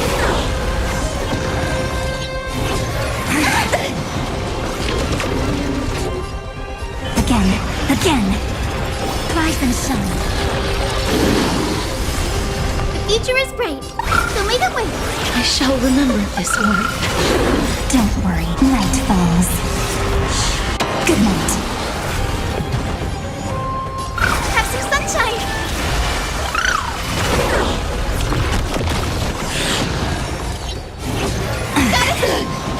May this dispel the gloom, restore the skies. Next time it rains, I'll be there, umbrella in Embrace hand. a new life.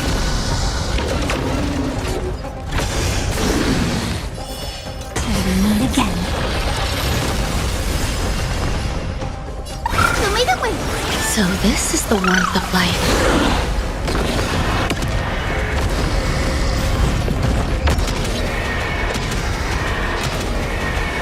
May death protect us!